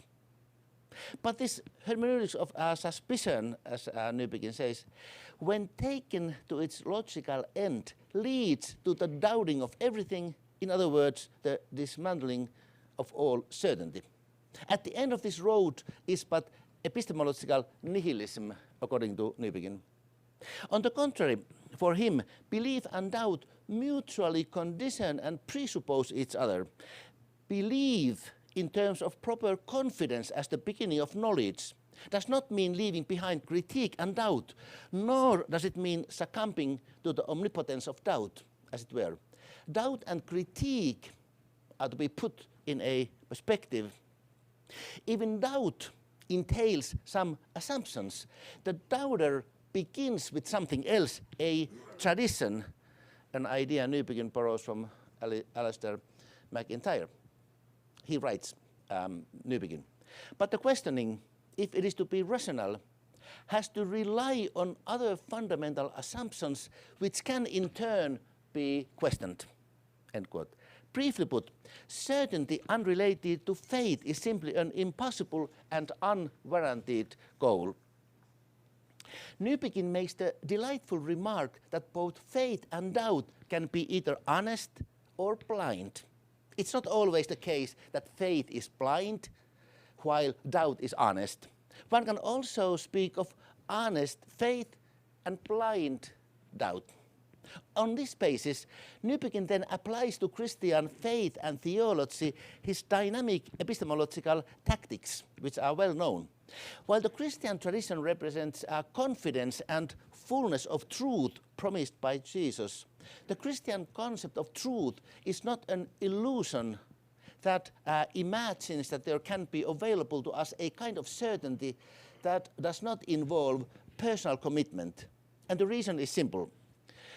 Because supreme reality is a personal God. Thus, those who, quote, claim infallible certainty about God in their own right on the strength of their own rational powers are mistaken. Bishop Newbegin reminds us that in interpersonal relationships, we would never claim that. As an alternative and cure for both the modernist illusion of indubitable certainty and the postmodern lapse into nihilism, the bishop turns to the scientist turned philosopher Michael Polanyi. Newbegin finds a great help in Polanyi's idea of personal knowledge with universal intention. In this view, human knowledge, quote, is neither subjective nor objective, insofar as the personal submits to requirements acknowledged by itself as independent of itself. It is not subjective. But insofar as it is an action guided by individual passion, it is not objective either. It transcends the disjunction between subjective and objective, end quote. When applied to Christian faith, Newbegin reminds us that the object of Christian knowledge, as said, is not a thing, but rather who, a person, the incarnated Lord. Being personal means that this kind of knowledge entails a risk. It is risky business, as he says. It is, quote, subjective in that it is I who know or seek to know. And the enterprise of knowing is one which requires my personal commitment. And it is subjective in that, in the end, I have to take personal responsibility for my beliefs. Yet, this kind of knowledge is not subjective, subjectivistic, because, again, borrowing from Polanyi, it has a universal intention. It is meant to be shared, critiqued, tested, and perhaps even corrected. It engages and does not remain only my own insight. It is not only true for me. Hence, doubt and critique should not be abandoned, rather they should be put in a perspective. Before continuing, let us make or do a brief detour. As I mentioned, both Wittgenstein's and Polanyi's, Wittgenstein's and Newbegin's ideas need some buttressing and some more insights. And I very briefly remind us of two sets of resources, epistemological resources, that in my own constructive work I have found very useful, and then we continue dialogue with the two protagonists. And those are post-foundationalism and critical realism. First, negotiating between foundationalism and non-foundationalism, there's a third way called post-foundationalism. It is an approach, according to, for example, Efreron Schultz. It seeks to engage in interdisciplinary dialogue within our postmodern culture, while both maintaining a commitment to intersubjective, transcommunal theological argumentation for the truth of Christian faith, and recognizing the provisionality of our historically embedded understandings and culturally conditioned explanations of the Christian tradition and religious experience.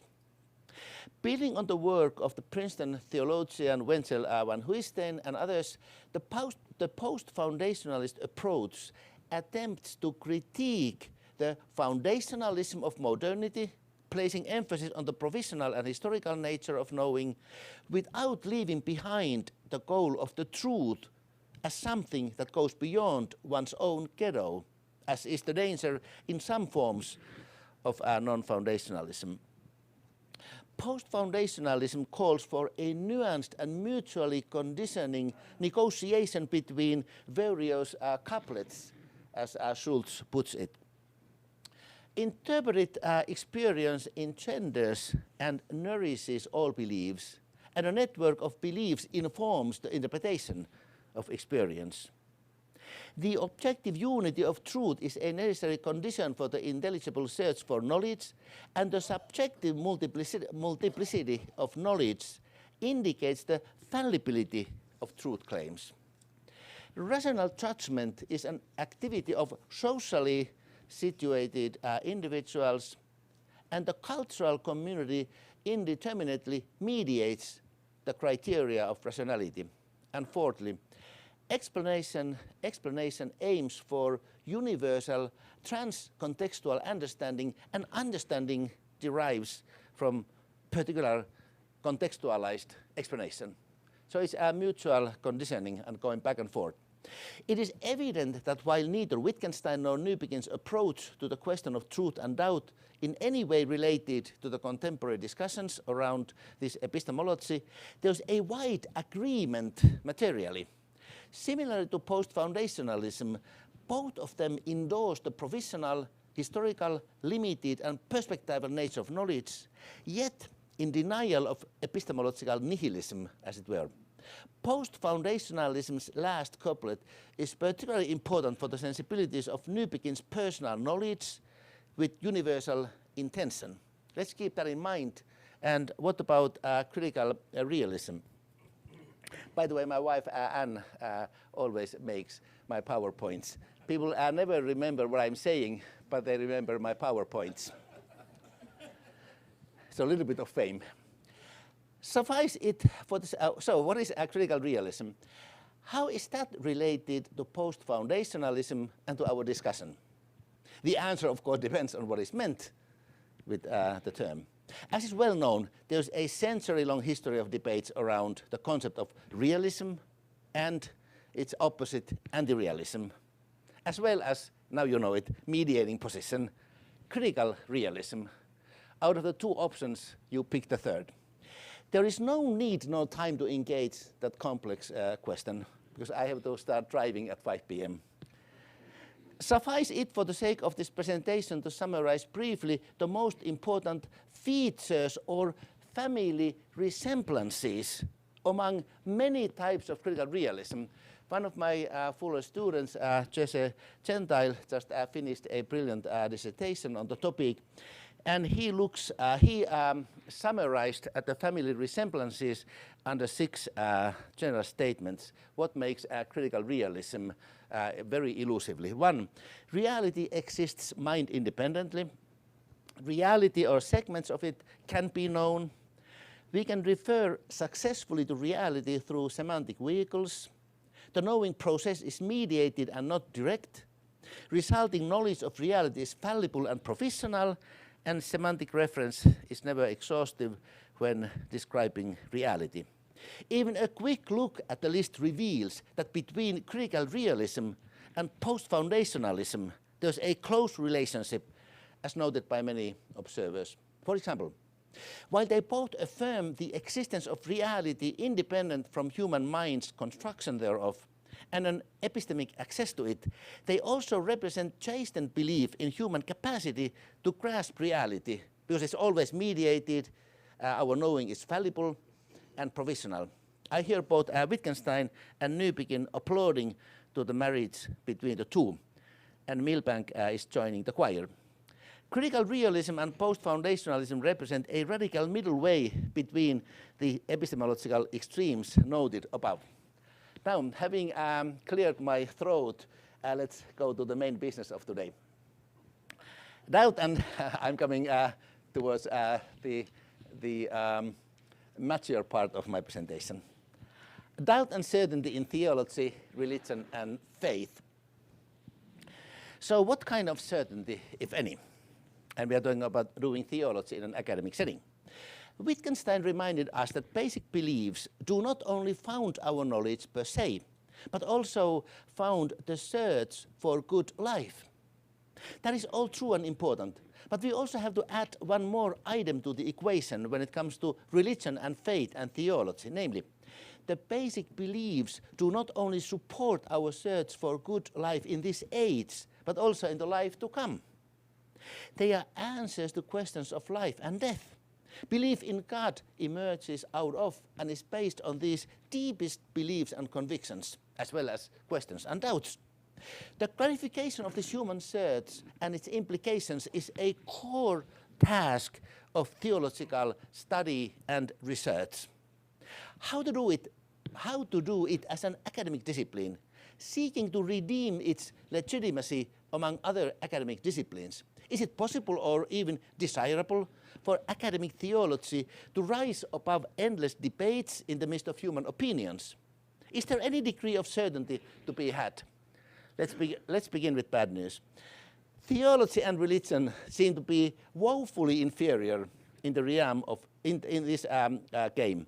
Already in 1651, Thomas Hobbes, oh, I'm still going back to England, wrote in his Leviathan that to say God hath spoken to him, a man, in a dream, is no more than to say he dreamed that God spoke to him. But what about the fact that most all religions seem not only to be confident about their truth claims, but even take them as the truth, the validity of which is hardly questioned? And this applies to all religions and also to non-religions. I sometimes wonder if an atheist or secular is more fundamentalist as some Christian fundamentalists. I think some Christian fundamentalists can be cured, their souls can be healed, for example, in a good critical educational environment, but I'm not sure about the other group. So what kind of certainty can be expected of religious claims? In light of the diversity of religions of our age, the omnipotence of sciences, and the advent of modernity's principle of doubt. Keith Ward, again, he reminds us it is useless to say that God makes his revelation self-authenticating. If self-authenticating, then not only all who trust scientific reasoning, but also believers in different faith traditions, perhaps even agnostics, would be persuaded, but they are not. On the other hand, this acknowledgement does not mean that therefore there is no place for certainty and confidence in religion and theology. There is, but its specific nature and quality has to be assessed anew in our own age. Again, citing Ward, quote, such certainty cannot be a matter of simple self-evidence or of immediate intuition or of universally agreed and testable observations. Something else is needed, end quote. If it is of any consolation to theologians, and I'm moving towards mediocre or towards better news. If it is of any consolation to theologians, the Cartesian indubitable certainty is not available in any other humanistic disciplines and intellectual pursuits, including history, philosophy, art, you name it, psychology. Newbegin put it well. He did it. We have to abandon the idea that there is available to us or any other human beings the sort of certitude that Descartes wanted to provide and that the scientific part of our culture has sometimes claimed to offer. One doesn't have to subscribe to either post-foundationalism or critical realism to admit that we can hardly show final and convincing evidence for the superiority of one type of basic worldview or reading of history or the beauty of art. But it does not have to mean that therefore there is no difference between an ideological presentation of nation's history and a careful scholarly pursuit. There is, but it's a matter of degree of objectivity. Furthermore, with regard to philosophy and other humanities, there are opinions which command for more respect, for more validity and interest than some others. With this chastened goal in mind, we can freely admit that while, this citation from Ward again, while one cannot argue for certainty in the sense of indubitable truth, which any rational person must accept, a more basic sense of certainty remains, an unhesitating commitment to a practice or a way of life which is held to be of great value, even when others disagree with it. This might be one of the main lessons to theologians from Wittgenstein's On Certainty. So far we have established that the certainty as the goal and possibility in the academic study and presentation of theology is the certainty characteristic of humanities in general.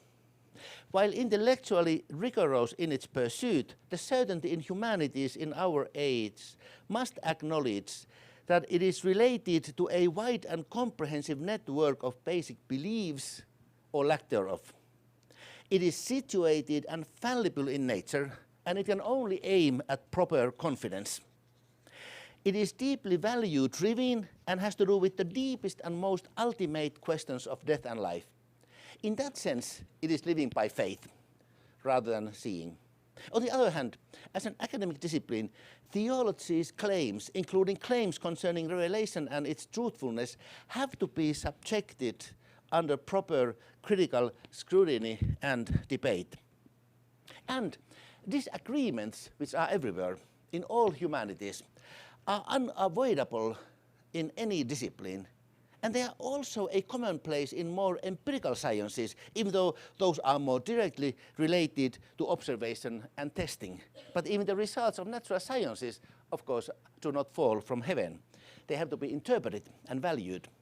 The diversity of interpretations and opinions should not be seen as an obstacle, but rather as an invitation to continuing discussion, debates, and comparison of notes. The main reason why disagreements necessarily belong to debates about ultimate reality is that, quote, such views are extremely wide-ranging beliefs about the nature of things in general. They aim at unrestricted generality and comprehensiveness. That was from Roger Trick. Oh, I broke my promise. He's also an English philosopher. These kinds of statements are not easy to formulate and verbalize, and they can be understood in so many ways. Instead of final conclusions, let me add an epilogue that I think illustrates what I'm trying to say here. And I go back to the American, for a change, philosopher William James, and his classic essay with a fascinating title. I assume many of us have read it already in our college days. The Will to Believe. There in James, he outlines 3 reasons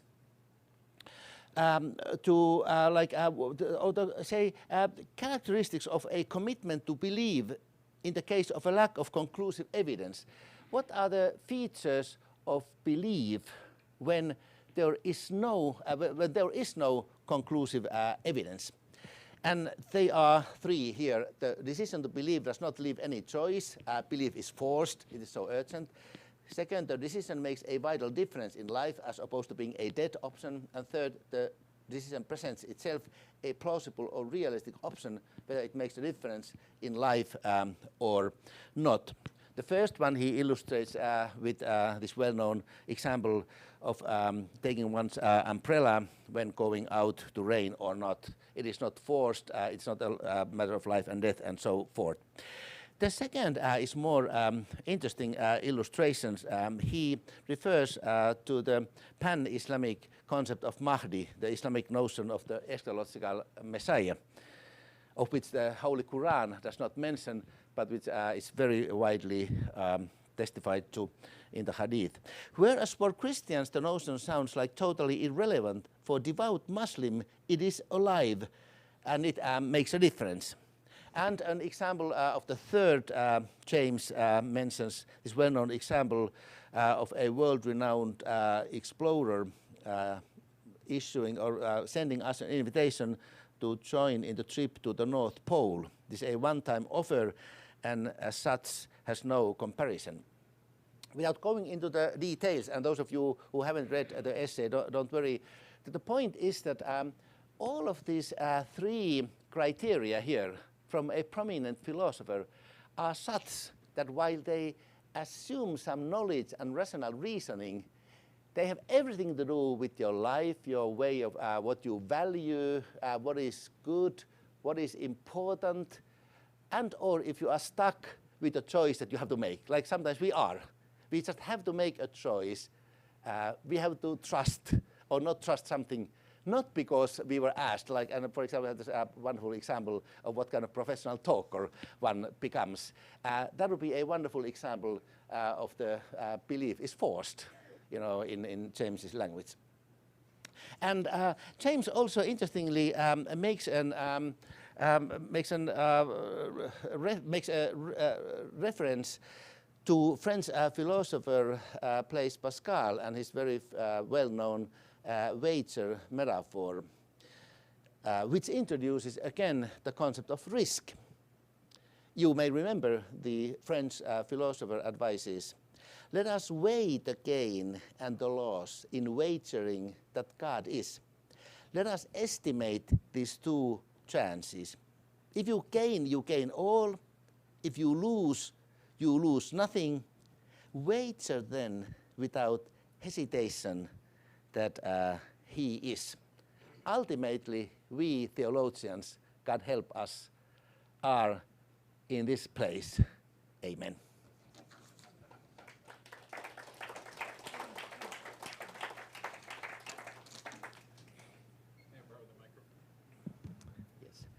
you. Questions or answers or authentic thoughts? The will to ask. Thank you, Doctor. So I'm curious, in our confessions of faith, we say believe. Now, does belief, is it your contention that belief has to accommodate not only doubt, but not only disbelief, but doubt? That is, that we are saying, I'm thinking of also the pericope of St. Thomas. Okay, now we say doubting Thomas. So I'm just curious, in that confession, is there an acknowledgement that we can doubt? That is a healthy acknowledgement of the life of faith? Yeah. I will thank you for the question. As a way of introduction to your question, in Finland, in my native land, we also have what is called, like in here would be NPR or something, National Public Radio, which in a very secular environment, it still gives voice to the church. And for the past 10 weeks, 2 more coming, I have been giving devotional talks every Tuesday morning under the title, I Believe, Help Me in My Unbelief, from the Gospel Story. When my students ask me, and so in this 10 talks, I will go through some key aspects of the Apostles' Creed, like what does it mean to say that I believe in, say, God as the Creator, or Jesus as something, and what does it mean to say, help me in my unbelief, and let it stand or sit together. When my students ask the kind of question you raised, I often refer to what they already know about biblical languages, namely, of course, the Hebrew emunah and the Greek pistis is not only or not primarily always about belief as in holding to a statement, but faithfulness. Faithfulness is something that is tested over and against the flux of time and various kinds of experiences like marriage. There are times when you do not believe in marriage, or if you are a single person in the way you are loyal to your partner. But your belief in, say, marriage, I'm speaking as a married person, my belief in marriage is far more than I happen to believe that it's a good way to organize your life. My ultimate belief in marriage is tested in hindsight in how I deal with my marriage. And even if I break my marriage, or if somebody else breaks the marriage, it doesn't mean that therefore you lost your faith in marriage. I wonder if these help at all. I was kind of going a little bit around your question, but my point, my basic answer to your question is yes, they belong together. They form the same base. And I think, now I'm wearing my pastor's hat, I think it's very important in the church with regard to every audience. First of all, our professional audience, I mean audience which comes to listen to us, whatever we say or we don't say, and they always thank for what we did or we didn't do. It's very important for us to remind them of what in biblical understanding and theological pastoral understanding believing in faith is. But particularly, I think, Deanna, you mentioned nuns and people who live between faith and not faith, or faith, they don't believe the way the church believes, but they still believe something else. It would be even more important for us to be able to communicate that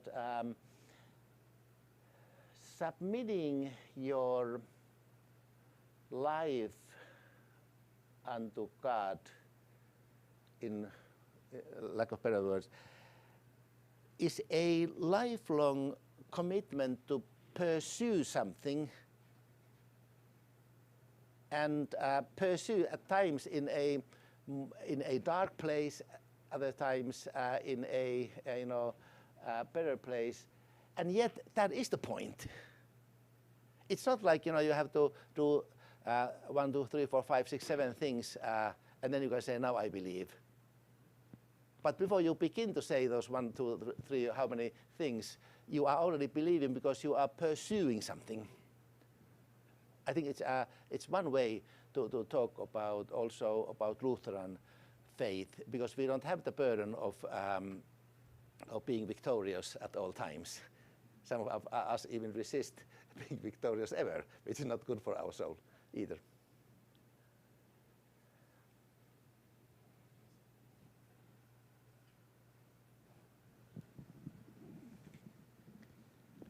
Thank you so much. It's a wonderful combining of different thinkers moving towards a kind of critical realism.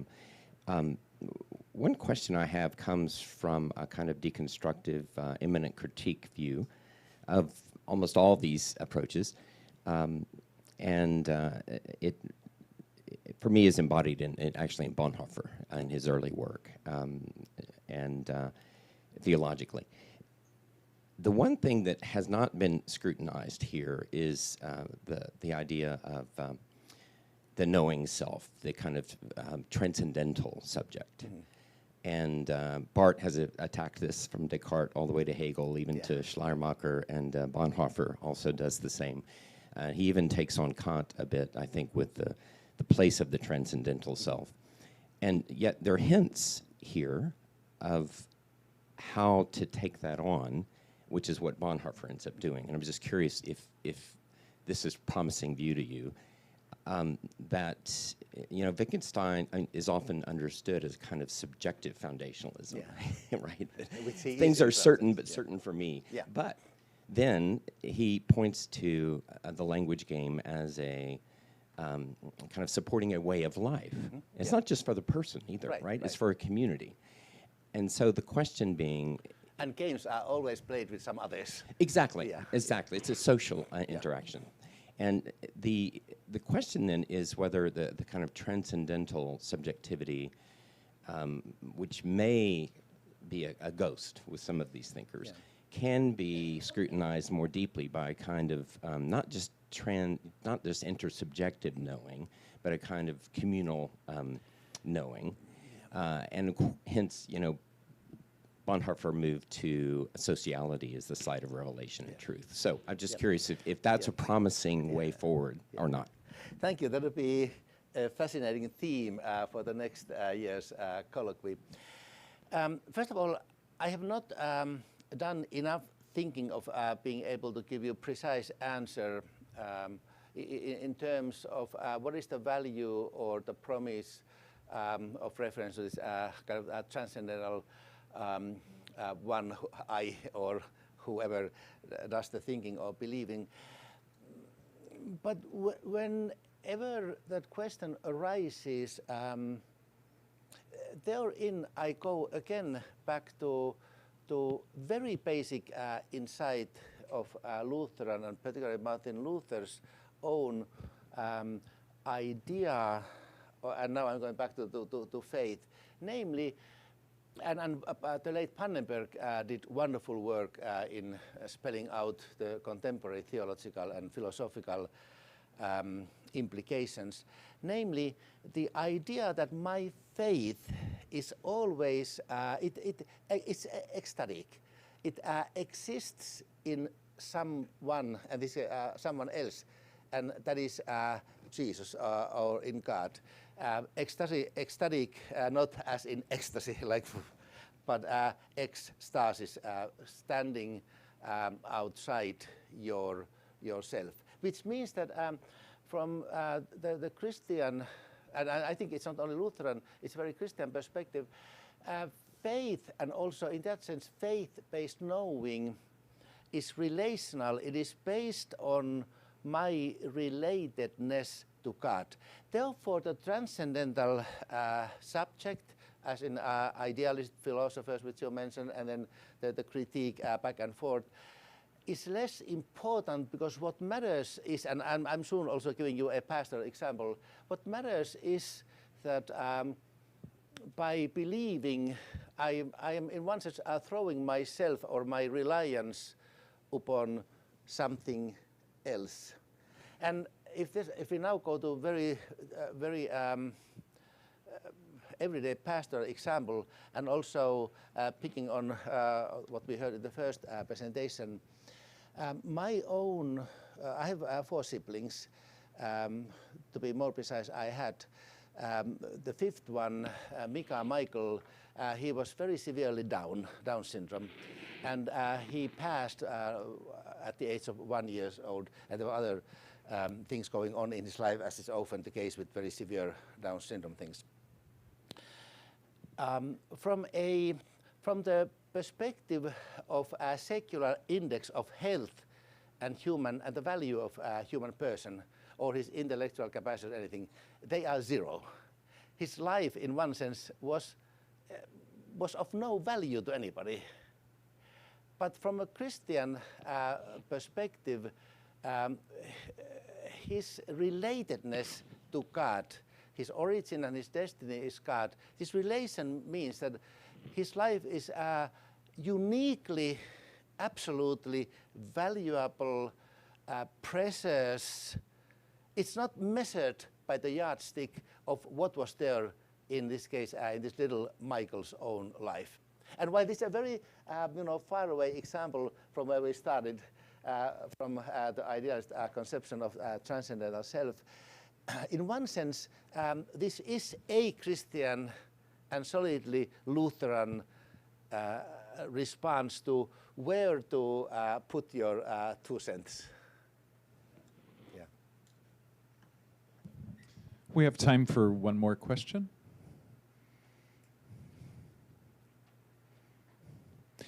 I want to thank you for reminding me of graduate school and all the horrible readings I had to do. Anytime. And how critical It's theory my destroyed task. me. So, yeah, it's a blessing to be with you. I do it free of charge. Yeah. Kiitos. Ole So, hyvä. friends, we have a bit of a break between now and worship in the chapel. For those of you that don't want to trudge up the ridge, there is an elevator at the end of the hallway that you can take to the floor E, and it will let you exit the building on the north side so you can walk over to the chapel on level ground. And for those of you who are interested in ULS swag, because I heard a rumor that some of you were interested in buying a t-shirt or 2, Stephanie Chandler, one of our students, she's raising her hand in the back. You can see her and she will deliver the goods. Oh yes, and there is a book sale in the library. Let us not forget. Lots of books, $2 a piece. Your library is not complete, nor will it ever be. So therefore, you must go to the library. Yes, Don. Hopefully there are not my books. They're worth more than $2. We'll make sure you get royalties.